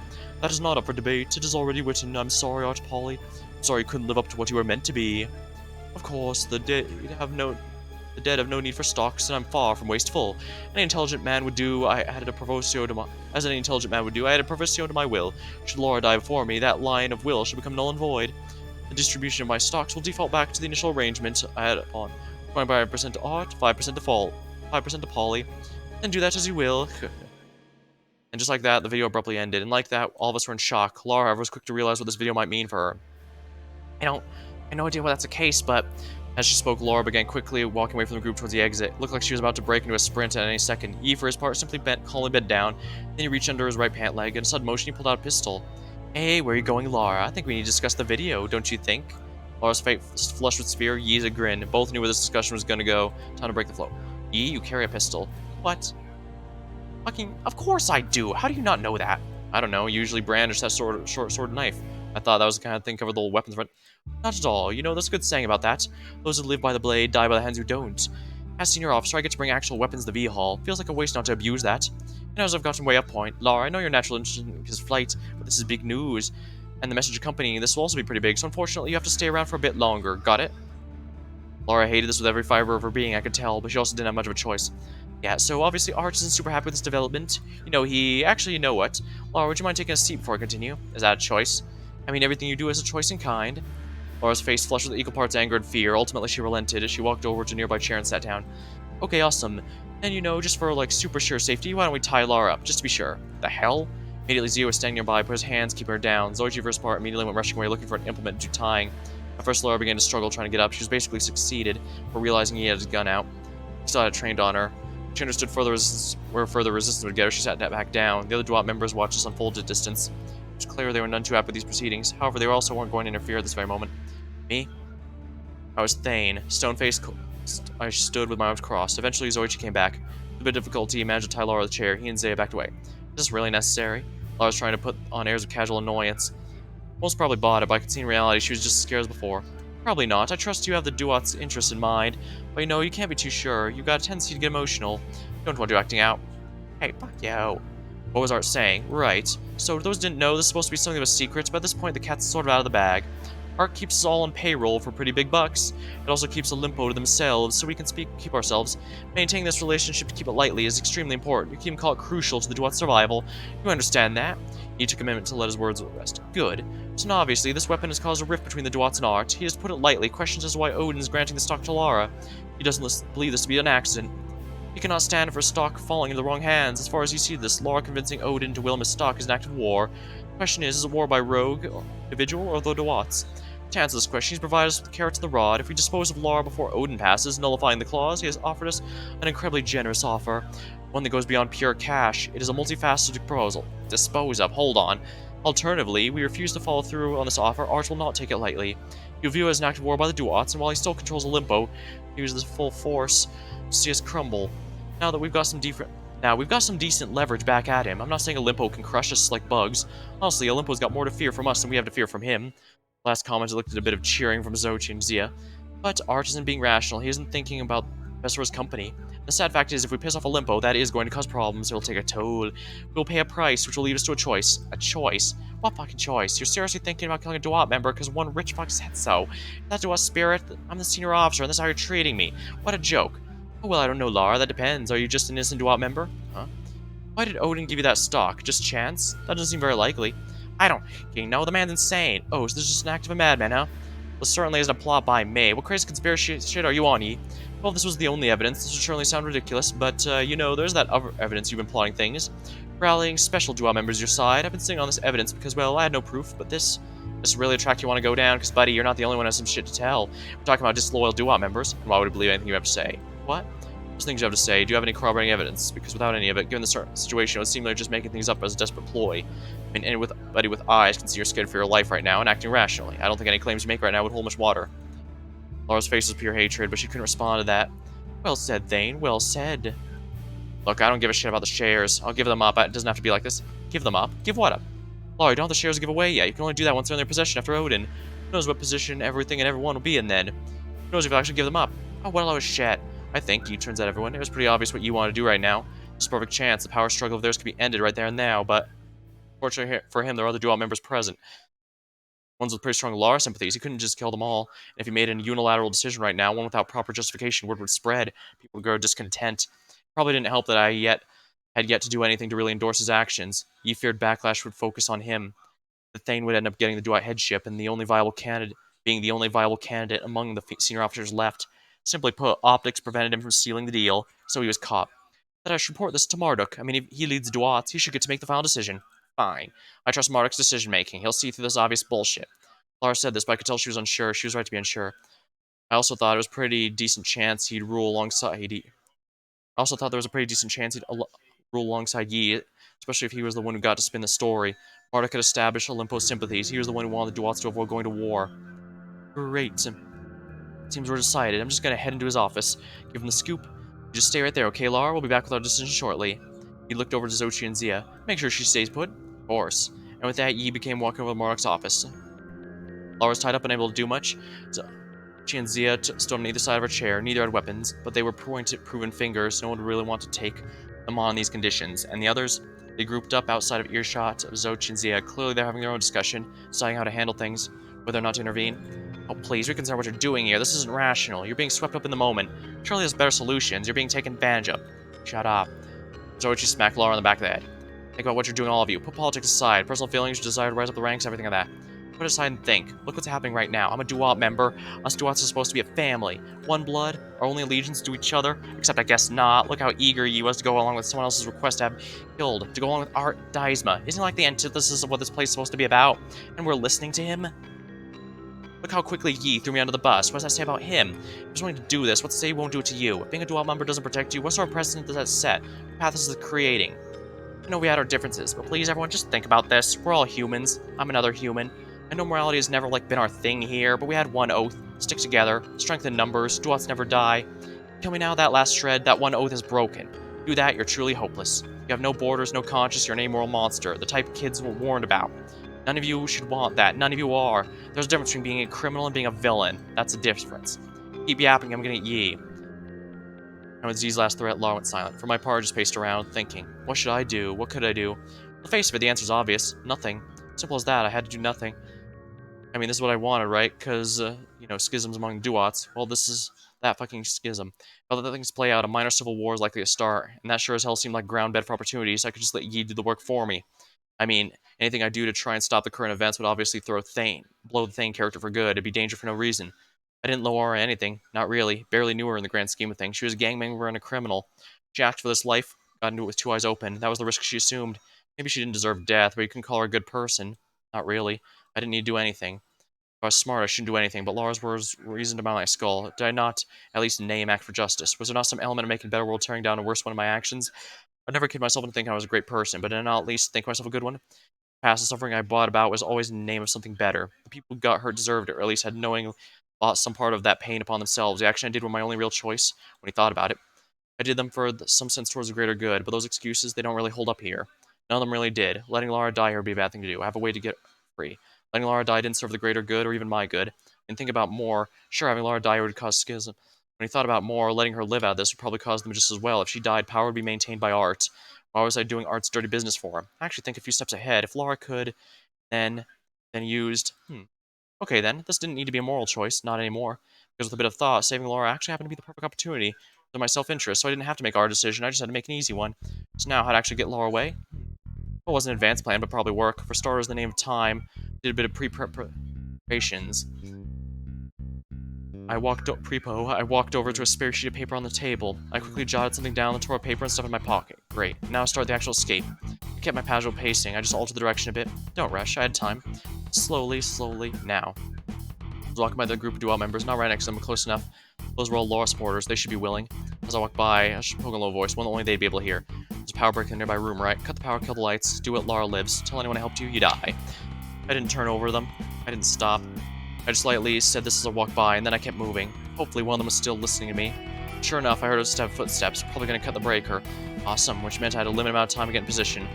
But I hurry up, except I couldn't alter my speed without arousing suspicion, so I just casually walked towards Lara, tied up next to Xochi and Zia. I paced right past them. Then I turned to the left and began right behind them. I thought I established I was just pacing by myself for a while. I mean, that's what I'd legitimately been doing for a bit, so this shouldn't be suspicious. The question is, what's the distance I'm looking for? See, I minded the space between myself and the chair. How many steps in that direction? How many now? But now. God, it was taking so long. The breaker box shouldn't be that far. Maybe I should have told them to hurry. If this takes any longer, I'll pass right by them. Probably not enough time to pace this direction again without being more overt. So it really need to happen. Click. So I needed. One of Lara's spores followed through. The lights in the V-Hall would cut off at once. Everyone's temporarily blinded. Emphasis on temporary. There's some windows, doors, etc. Light would make its way in before long. Was I would adjust, but I didn't need long. I need exactly a couple seconds. I will skip the action. Immediately I came bolting towards Laura. Took a number of steps I counted in my head. Hopefully I was accurate. Yes. Felt the chair. Great. As I was rushing over, I pulled out the knife I'd stuffed in my pocket. See, bringing a gun kind of felt like overkill. Not dumb. I always have some backups. A simple knife afforded me a lot of options in combat. At times like this, in darkness I tried cutting. Hopefully I wouldn't stab Laura, but if I did, oops. Rip. Great. Without too much effort, I was able to break the ropes. However, I felt a force coming my left. One of the guards was blindly reaching out. Timed that quick. Through a knee. Ended up contacting something. I heard a shout of pain. That was that. Alright, exit strategy. I grabbed out to where Laura should be, felt something that seemed to be an arm that have to work. I gripped tightly and began running the direction of the front exit. I heard a higher-pitched shout. Must be Laura. She had no idea what was happening. Being grabbed and pulled in a direction must not have seemed too appealing. However, either she caught on quicker, she felt truly out of options, because after a second, the arm began running in the same direction. Great. The two of us ran as possible to the front entrance. At this point, it was less memory and more of light coming top and bottom of the door. At this point, I could see where we were going. Great. That also meant a lot of people's eyes were likely adjusting. I didn't have a lot of time. That's fine. It's possible I'd be abandoning the Thane character here and now, but I wasn't doing this thoughtlessly. I left my way for everything before this, and I left myself pieces to use. I just had to make sure my last and greatest lie is Thane, and see if it stuck. Regardless, that was the future. For now, I was running. I had to reach the door. I burst through. Just like that, Laura and I were in the outside world. What the hell? Keep running. I go over Laura's sign of trust and kept running for the V-Hall. Laura's face was confused, scared, annoyed, but through it all, she kept running in my direction. What's going on? What are you going to... I'm not going to do anything. You're going to escape. You're welcome. I don't, huh? Why? After everything, why are you saying my ass like this? Why, huh? Let's just say I'm paying it forward. Actually, that's stupid. Doing this for myself like always. Helps me if you don't die here. I don't get it. You don't need to. Look. I took out a crumpled sheet of paper, then I handed to Laura as we continued. Contact this person. I don't trust me, but if you want, best bet at making out this situation not only alive, but ahead, they're the person to contact. Really? So what, I trust them? They can be difficult, but I trust they'll know what to do. More than near you at any rate. I don't have the slightest idea what's going on, but thanks. Like that, Laura picked up her pace, and for my part slowed down, until eventually I came to a stop. Laura made her escape. Well, well, well, how about that, huh? Personally, I'm impressed. Why? How to go about this? I see it. So you're familiar with the trolley problem? Trolley problem. I know, it's cliche, relax, I'm going somewhere with this. Simple stuff. There's 5 people on one trolley track, 1 person on another. You flip a switch, you redirect to hit the 1 person. Should you flip the switch? Obviously, yes. Pretty much everyone says you're not unique for being utilitarian with the easiest contest. Then we have the follow-up that philosophers love to follow up with. What if you could stop a trolley going at 5 people by pushing a fat person on the tracks yourself? Ooh, now that's different. Now, people usually don't want utilitarian. What a clever... How clever, how intelligent these question askers must be. What a load of horseshit. People change their minds not because of any culpability argument, they change their minds because in this scenario, you're just pushing a dude into some trolley tracks. In what world is that a rational line of thought? You wouldn't know that shoving this person in front of the trolley would stop it, and even if you did, you wouldn't trust yourself to know that you're right. In all likelihood, if you push the fat person, you'd just be killing 6 people instead of 5. You know, that's exactly what I was about to say. The question is dumb, and by the way, does the person you shove have to be fat? No, because the fat person... It's not because the fat person can block the trolley, because that's not how any of the... Yeah, that's not how this works. That's not how any of this works. First, I was unsure if his body would actually stop the trolley, but then I remembered Tom had been hitting up the steak shack pretty often, and I figured I'd chance it. I think philosophers just like killing fat people. I digress. The point of this question has some issues. Actually, I think a better follow-up question is this. You're a famous and talented surgeon. In your hospital, you have 5 patients dying of critical diseases. One has infected heart, infected lungs, infected spleen. You're out of organ transplants, the patients will die. At the same time, you have 1 patient doing a normal checkup, perfectly healthy, with 5 clean organs. You kill the poor schmuck to save the other 5? Yes, that's the stage much better. You have time to deliberate. You're an expert. You can be sure this will work. You know they can get away with it too. As a medical genius, you can make sure it looks though they pass through natural causes. Become a killer to save 5. The question isn't really an utilitarian one. That's why I've been settled back at the trolley problem. All 6 did nothing wrong. One's diseases had bad luck. Nothing to do is absolutely sacrifice 1 to save 5. But the question is, can you leave yourself before you do it? Question of agency. Agency is an important thing to have. We like watching people with agency. I mean, imagine a story about someone who gets kidnapped, forced into a dangerous situation, and then reacts the whole time. A little snooze fest, right? Who wouldn't want to see that? It's one thing to control your own reactions. It's another thing to have power to influence others proactively. It's that second trait we all admire, really. We covet it because it's something most people lack. Most people don't have agency with their life. They just wander from day to day, reacting to their schedule, which brings us to Thane and why I'm content. Letting Lara die was an easy thing to do, the passive thing. No harm, no foul. Another sinner down, but Thane decided to take agency and make a proactive move. That's the initiative I love to see. Might they have some ulterior motive doing this? That's fine, I don't really care about that. I just care that Thane played by their own terms, and that's why I'm impressed. Oh, in case it's not clear, I'd obviously make the right in the surgeon scenario. I'd kill the person affected hard to use the other organs, save the other 4. Easy to disguise their death, you see. Yeah, she just took a 3rd option by doing that. Alright, we're gonna have 1 more tonight, and we're going to finish off Thane's story. House Edge. Damn it, why would... Timing never worked out in my favor. That probably wasn't fair. I was likely experiencing survivorship bias in action. If I were to take a hard look at everything up to this point, you'd probably find I lucked out a number of times, but then again, I know you'd find just as many times where random happenstance screwed me over. Time permitted a bit of grumbling. Normally I could make time for keeping up the Thane act. I'd done so until now, with surprising ease in fact. I hadn't interfered with my other activities yet, but this was different. Today was important. I need to be somewhere. In all likelihood, I'd have to be there soon, so of course now that I had a strict deadline, you'd call me over for an official duat discussion. Who guesses what it was about? Again, the temptation to just ditch was present, but at the same time, I needed to appear as Thane one more time for things to work out. I guess this would have to be the time. Normally I'd be excited of this opportunity. It came about naturally, but not now. Not today. I shook my head. Oh well, had to play the cards dealt. I just get in, have the conversation, get out. I'm not sure it's gonna be that easy, Thane, fake Thane buddy, and I need a drink.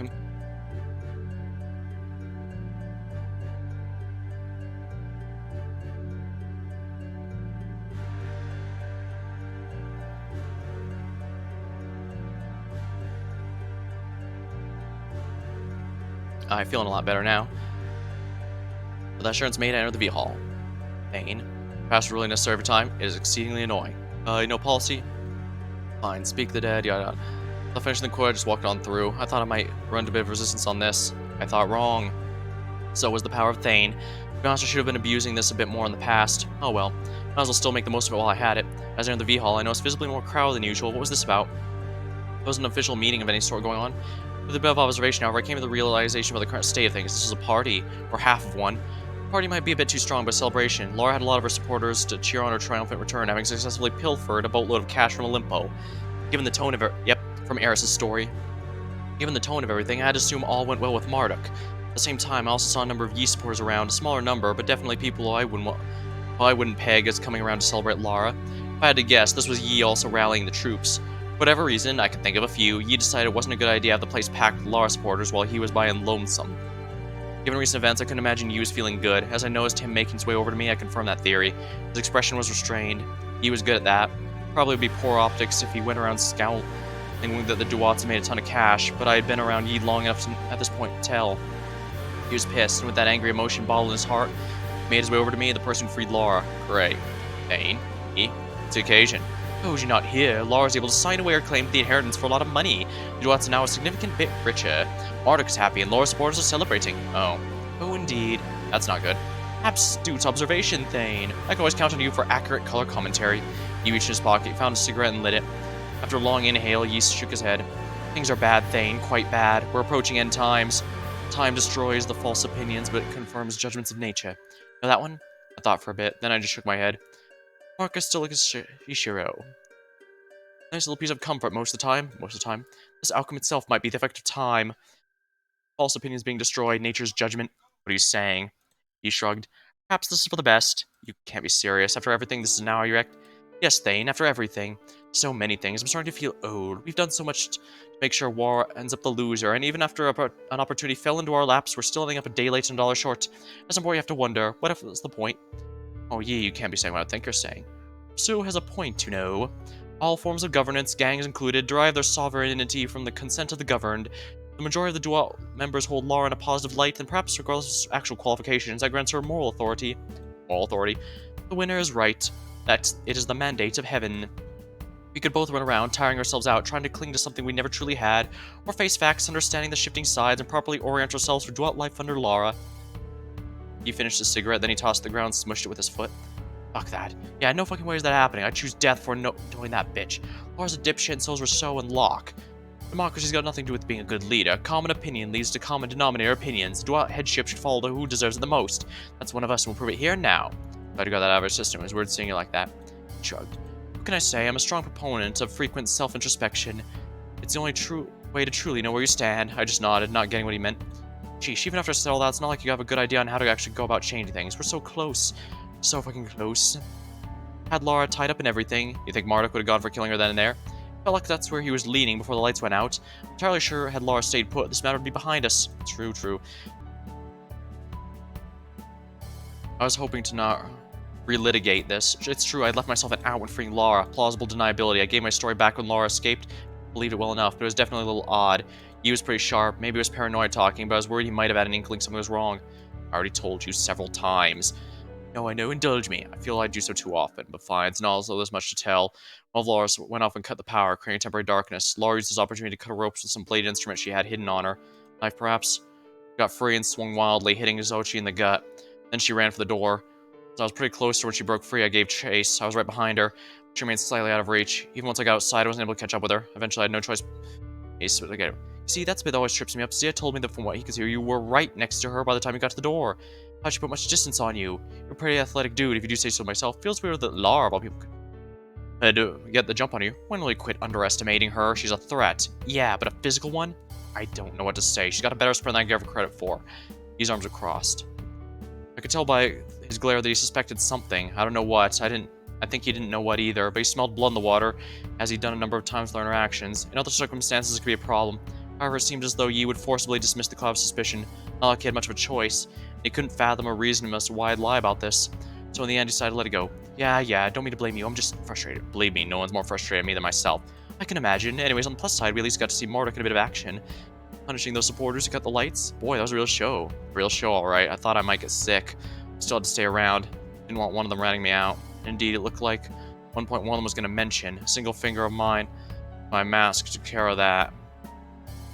He sure has a penchant for torture. Well, the point is, that's at least a morale hit for the Lara side. Who knows what would have happened to them had Lara not proven herself with the whole bring a ton of cash thing. Nothing pleasant, I imagine.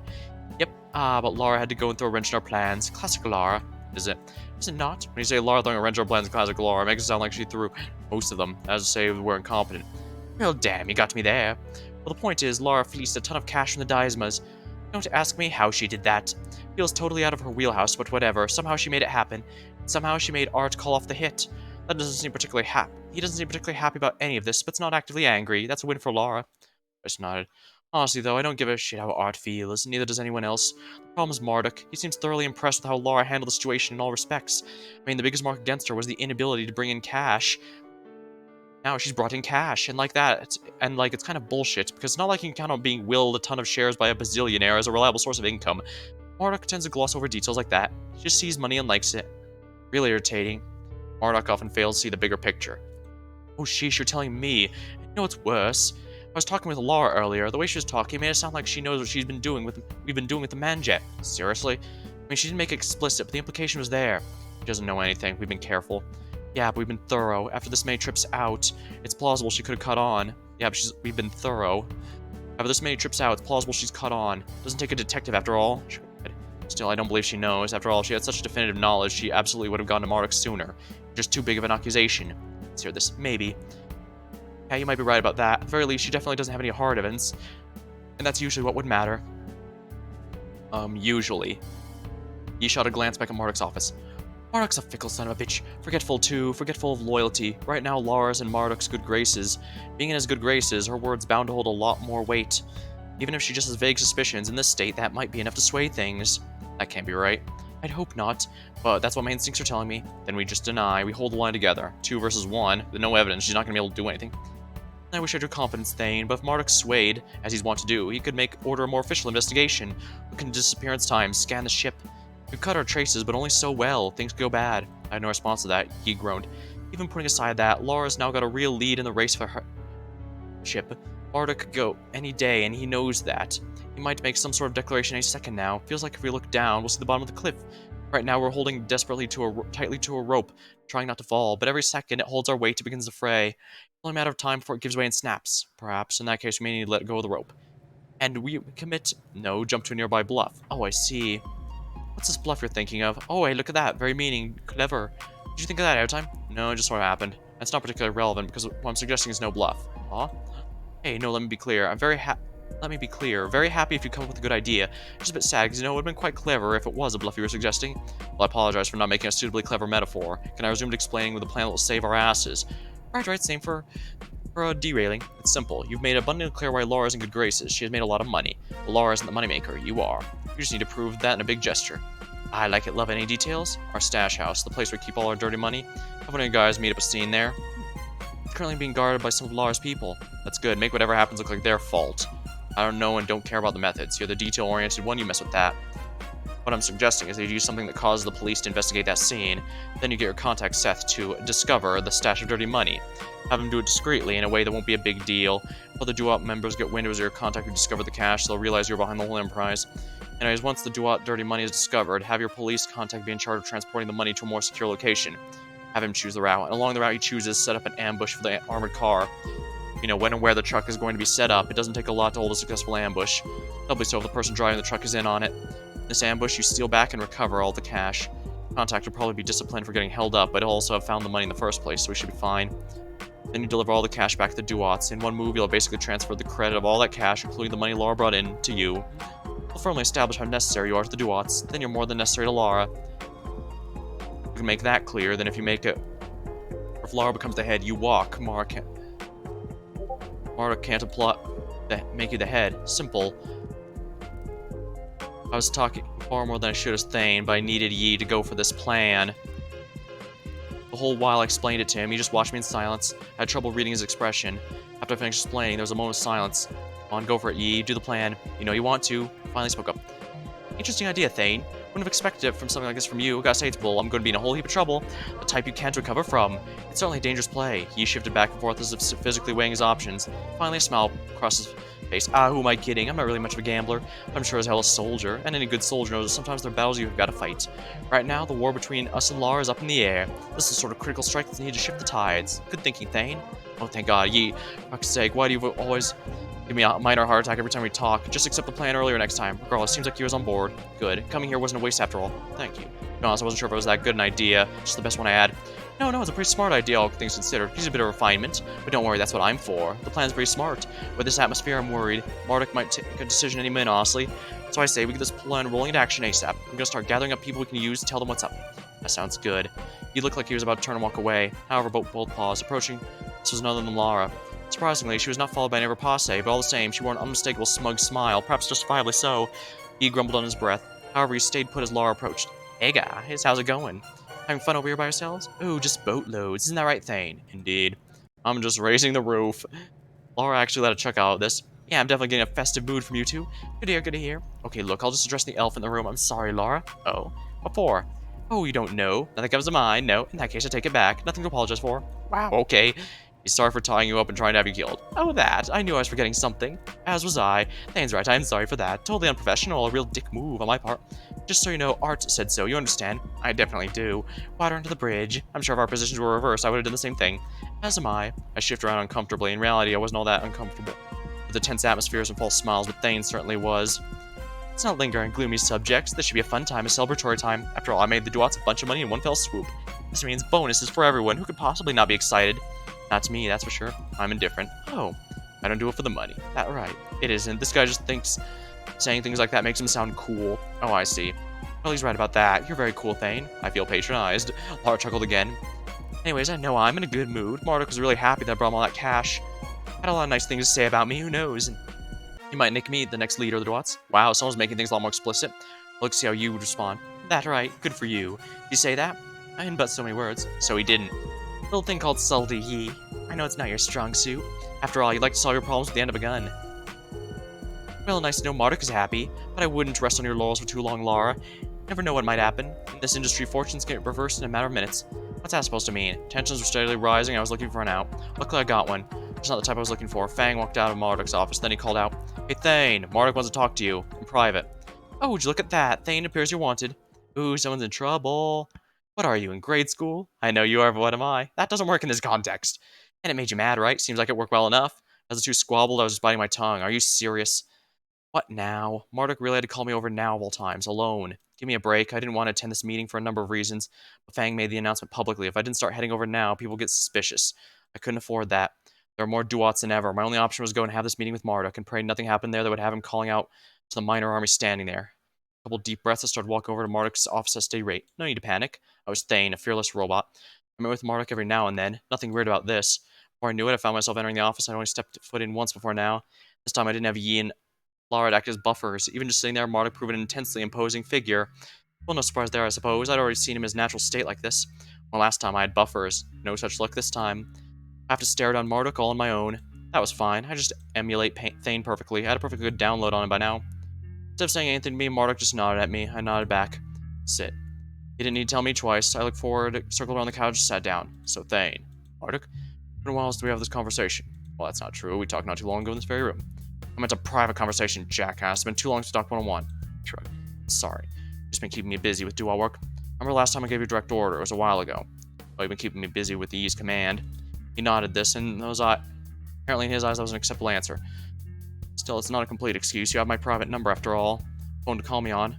Marduk source confirmed the theory I had for a while. The old bastard referred on Thane's phone likely was Marduk.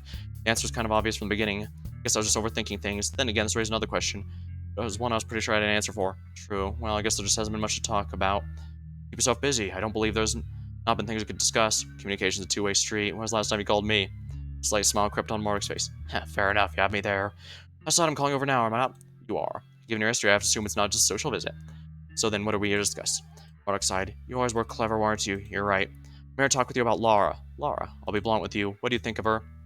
In what sense? Give me your general impression of her. She's competent. She has the approval of many Duat members, the disapproval of others. She does her job well enough. She doesn't understand the true purpose of Duats. She does things backwards. So, believes the Duats should serve the city, not the other way around. Marduk's eyes wandered to the ceiling. Do you agree with her? I don't know what I agree with anymore. The older I get, the more sentimental I begin to feel. What would you classify Lara's strength as? Let's cut the chase. You're considering letting Lara succeed you for Duats. Impatient as ever, I see. Fine. You are correct. She seems like an acceptable choice. To be clear, I'm not so shallow a leader as to be swayed by this recent display of wealth. A lucky break like that says nothing. No, the decision of mine has been deliberated. You might think I'm foolish for not considering Yi. It's true, he's a talented individual. I've been lucky to have him by my side for all these years. His insight, wisdom, and diligence is a large part of continued success. However, his talents are not suited for the role of Duat head. His disposition is much more managerial. To be the Duat head, you need to be a leader. This involves seeing the greater picture, being able to inspire your men, knowing wars to fight. Lara, despite being a relative newcomer to our organization and being of an environment prejudiced against her, has won approval of the majority of my men. Ultimately, I'm not the one who really decides who will succeed me. The Duats will follow whoever commands their respect. If the Duats follow Lara, then in my eyes that makes her the most worthy candidate. Decided? No, not quite.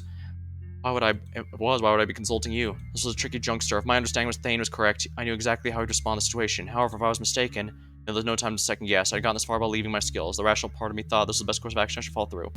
Consulting with me, huh? Well, Marduk, that's not what this is. It isn't? Not really. After all, you should know damn well how I'd react to this news. You should know I never willingly rescind, which by all rights should be mine. Mars looked at me for a while. There was something sad in his eyes. Then he looked over the window of his office. How'd it come to this? I have an idea. Yeah, so do I. Mark turns back to me. Look, Thane. No, that's not right. Vidar. Finally, on a first name basis, are we? Look, the last thing I wanted was for it to come to this. You realize how different putting you in that mask was for me? It didn't feel particularly difficult at the time, because I thought it was for the best. It was for the best. You need to learn a lesson. I always intended you for eventually inherit the Duats. I still intend that. Yet you're handing off to Lara. She has earned it. Her time shall pass, and you are young, younger than most of the Duats, and yet you are already the senior officer. If you had more time, you shall be given the chance to fulfill your destiny. You simply need to wait. Learn a lesson, yes. Rich that. For once in my life, I was trying to live up to your expectations, follow your rules, see the bigger picture, take control by myself, rule with force. It's not. Mark sighed once more. It's as though this conversation was taking toll on him. I can appreciate your intent, but the intent was not the only thing that matters. The consequences, the method, those are also important. And Vidar, you paid no mind to either. Oh, I paid both mind. I just had a different idea of what Panthea would be. Which I have a different idea. Vidar, listen. Duats have their place in Panthea, an important one, as I've explained many times, but this is a defined place. There are sections of the city we simply shouldn't go, can't go. By our nature, we must exist in the shadows, strike out in fear. Those in power will no longer tolerate us. They've spent centuries building the hierarchy that currently exists. Do you really think they'd allow it to be toppled so easily? Once again, have the strength of true dominance against what exists. Against what exists, nobody does. Instead, I make inroads where I can, concessions where I must. Maybe more clear, if I had my way, we'd storm the city, knocking out the windows of every government building and corporate office. That we have to be realistic. This underground monopoly we've occurred is the best we can hope for, and to keep it, there's a balance in place. One that IJ helps maintain. When you went off on your own with Gil, planting the whole assassination business, you almost undid that very precious balance. God only knows what would have happened had we not passed along the information on our police contact in time. Because of your half-baked scheme, Gil still rots in prison, managing our jailhouse division. In comparison, I'd say you got off light. Understand your ambition, but going after IJ was a step too far. Oh, so Thane was the one behind the assassination attempt, and the Duats didn't approve of it. Had that worked, you would have severely provoked the chief of police. We make do with our methods, but the real reason being able to thrive is because the police force has decided not to crack down on us. They've tacitly accepted our monopoly that keeps us the peace as a better alternative to gang warfare that used to cover the streets in blood. Won't we begin assassinating politicians the moment that grace is snatched away? That would have been useful information to have at the time. Instead, you kept all the cards close to your chest. Aim to lead the Dewatts. Leading means giving unified vision, not making your own decisions, telling us how to act them out. Yes, you have a point there, but you see why your plot could not be tolerated, why you bear the risks and responsibilities that come with the Thane mantle. Sure, I can understand that. What I can't understand is why you did before passing with the mask. Wish I could understand it well. Try. Wish I could understand it as well. Try. To this, Marduk could only hang his head. A small part of me worried I was pushing too hard, but at this point I lost myself in the character, so the mindset of Thane, or rather Vidar. I could only continue this direction and see where it led me. After a moment, Marduk looked back at me. Vidar, you might not understand this, but to me the Duats are my legacy. Not just the Duats, you two are my legacy. Naturally, I always assumed you'd follow my footsteps. A bit monarchistic, but sure, but I was okay with that. When you began acting out, misunderstanding what the Duat spirit was, it coming to my soul. Maybe it's my fault in the first place. Looking back, you probably joined far too early. It would have been better if 15 years were spent normally, and joined the Duats after you became an adult. Still, just so angry you couldn't follow simple directions. So when you pulled the assassination ship, putting the entire Duat family in jeopardy, costing me one of my best senior officers, I was outside myself with rage. I could barely control myself. The knife was already in my hand. Look, there was no excuse. What I did was over the line. Hell, it'll still be over the line if I did it to years. Lara, I don't know what to say. An apology might be a place to start. I never did apologize, did I? You're right, you're owed that. I'm sorry, Vidar, I truly am. Neither of us are good people, and both of us know that. I don't need your forgiveness, not really. I just hope you'll grow from all this. Bloodward just nodded. Wow, what a touching moment. Thank God I actually bullshit my way through it. All I need to do is now is begrudgingly accept Lara's next lead. Ask him to delay making it official for a bit longer, my work could be done. See, this is why we should talk more often. I wouldn't be opposed to it. You little shit. Can't give a straight answer if your life was online, huh? Fair enough. Marduk scratched his neck and then looked like he had his neck. Yeah, that couldn't be good. I've been talking with Thane this whole time, but that's not right. I want to talk to Vidar. I don't understand. I understood, I just didn't want to. Take off the mask, we should finish this conversation looking eye to eye. This was the risk in bringing the conversation to this topic, I should have been more cold. Now I was gonna get out of this. Marduk may be old, but he's still a fighter. More to the point, behind me, there's a room full of Duat members. My identity getting exposed here would be a death sentence, or not to. I just feel more comfortable in the mask right now. Is it because of... I almost felt bad about this tactic. It was the only position I had available. Yes. That's not good. Look, I'm sure it's not that bad. It really is. No, it's not, and either way, you should learn to live with it. Maybe you could view it as a good thing, a mark of being a badass. There's nothing badass about it. Just take the mask off, would you? I held my back from cursing. I really had the worst luck. I was lucky just for getting this far. Whatever. There, my time was up. Guess I had to put the backup plan in action. I didn't like this line of play. Definitely not what I intended. Life rarely conformed to our expectations and where our desires. If this is how Marduk wanted to be, I only had one choice. I have to show my face. I slowly stood from the couch. All the while, began leaning forward close to Marduk. My hand rose. I gripped my mask. No, Thane's mask. My other hand casually fell to my hip. I was an idiot. I'd never enter enemy territory without a weapon. At this point, I was gripping something with both my hands. Close to Marduk. Without more delay, I slowly lifted the mask. I could feel it aerating my face. I locked my on. Heart. Some sheet blades stuck true and pierced. Good anatomy. I want to know if I actually hit the heart. At least I rolled the knife firmly in place. My other hand, I prepared to promptly continue stabbing it. He decided to shout for backup. Instead, however, he looked down the knife at his chest. Then he looked back at me. That's how it ends. Then is my son. Yes. He was a Duat member through and through, and by that I mean a murderous piece of shit. He tried to kill me, but he overestimated his skills somewhat. For me, you have to understand. Instead of responding to this, Marduk looked down. There's a paleness to his face. That's it then. No, I always knew I'd die like this, suspected at the very least. I'm fine with it. I made peace with my death long ago. One of the occupation risks, after all. I knew I'd accept death when it came, but Vidar, I was wrong. I shouldn't have kept him away.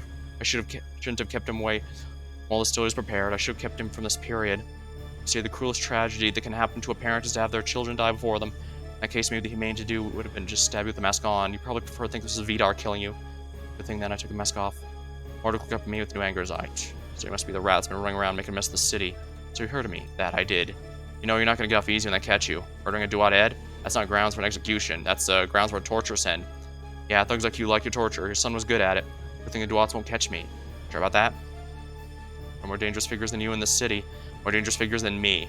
Trust me, the one thing that grants me peace in death is knowing that your days are numbered. That right. I've been doing pretty well up till now. Just a matter of time before you roll poorly. It's not a matter of chance. You really are naive. Everything in life, even skill-based things, you're betting on yourself. Betting on your ability to not make a mistake. Nobody's a robot. Everyone, no matter how methodical, is prone to errors. That can only be described as chance. That's why I know your death is inevitable. There's a chance you'll screw up, and you're not the type to stop. Chance happens enough times. It's not chance. It's inevitability. Believe me, I'm the last person you should need to be advising about gambling. Is that right? Want to hear some advice I'm sure you're excited to hear? Then I pulled a knife and slashed across. Began hacking, blood pour out. In a few seconds, he went limp. That was that. I had killed Marduk, and I took a few steps back, looking over my work. Well then, this certainly wasn't how I envisioned handling this. I knew I'd be bringing Marduk down, but stab him with my own two hands, it was fine. At this point, I didn't even feel guilty. He was a dangerous gang leader and practically self-defense. The only disturbing point is how much I enjoyed the process. That's probably not good. I'll worry about that later. For now, I need to consider my next action. I was standing in the room, Mark's dead body after all. What to do? Looked over the window. It's a bit difficult, but it should open. Maybe I could escape through there. After big consideration, I decided against this option. If Thane didn't exit the room for too long, people get antsy. Might check the office and find Marduk dead. If it happened too soon, it could get in the way of things. Alternatively, there's a simpler options. After the door, back the way I came, there'd be nothing odd about it. People didn't like to bother Marduk. There's no telling when someone would go and check on him. With my method of escape, I began covering my tracks. I left the knife on the couch, put the mask back on, I grabbed the pillow and used it to wipe out as much blood from my outfit as I could. I placed it back and turned around. It's probably as good as I get. Without a final look back at the corpse, I walked over the door and left Marduk's office. And I walked across the V-Hall, hoping nobody would call me over. Hopefully nobody noticed the flecks of blood I hadn't completely managed to wipe away. Luckily, it appears as though everyone was thoroughly absorbed in their own machinations. I was able to get across the building and exit without batting an eye. There I was. Marduk dead. Not the plan for a day, but I'll have to work with it. I thought back to Thane, the real Thane, or Vidar as it were. Arguing through his eyes made me look at this case in a way I hadn't before. Thinking about it wasn't a little sad. I mean, he did die in his early 20s, if that. Most of his life was spent with Duats, raised by a monster of a father who permanently scarred his own son. Was it really any wonder that it ended up how he was? No. No matter how much I tried, I couldn't get there. I couldn't find myself sorry for the demented son of a gang leader. Ah well. Not like my sympathy one way or another would change things. At the point was I'd now killed both the father and the son. There'd surely be fallout from this, but for now, at least one serpent had been slain. On to the next one. Bye-bye, Marduk. I'm a little sad to see him go like that. He seemed like my type. Today, it had to be done. Unintentional or not, he had caught our Thane right in their tracks. Speaking of, it's been 3 scenes. Time to check back in a little bit.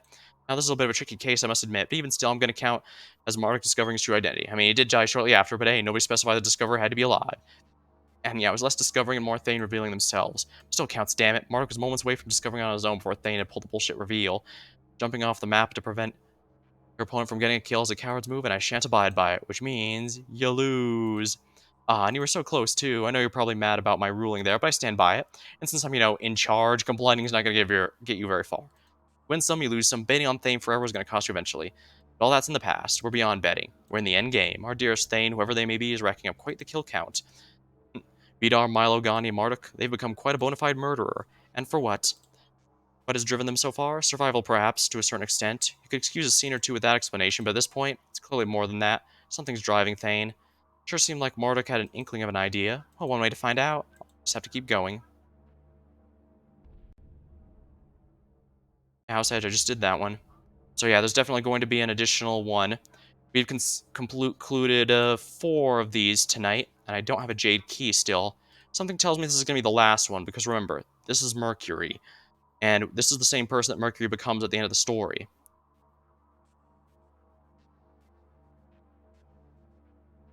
Alright. So we have remaining Belle's and Krish's story, as well as the Jin's. And I actually haven't done very much with the Jin yet.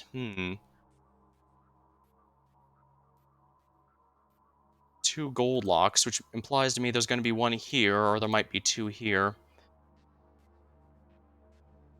Do you want to unlock this card using a silver key? The outs played. Okay.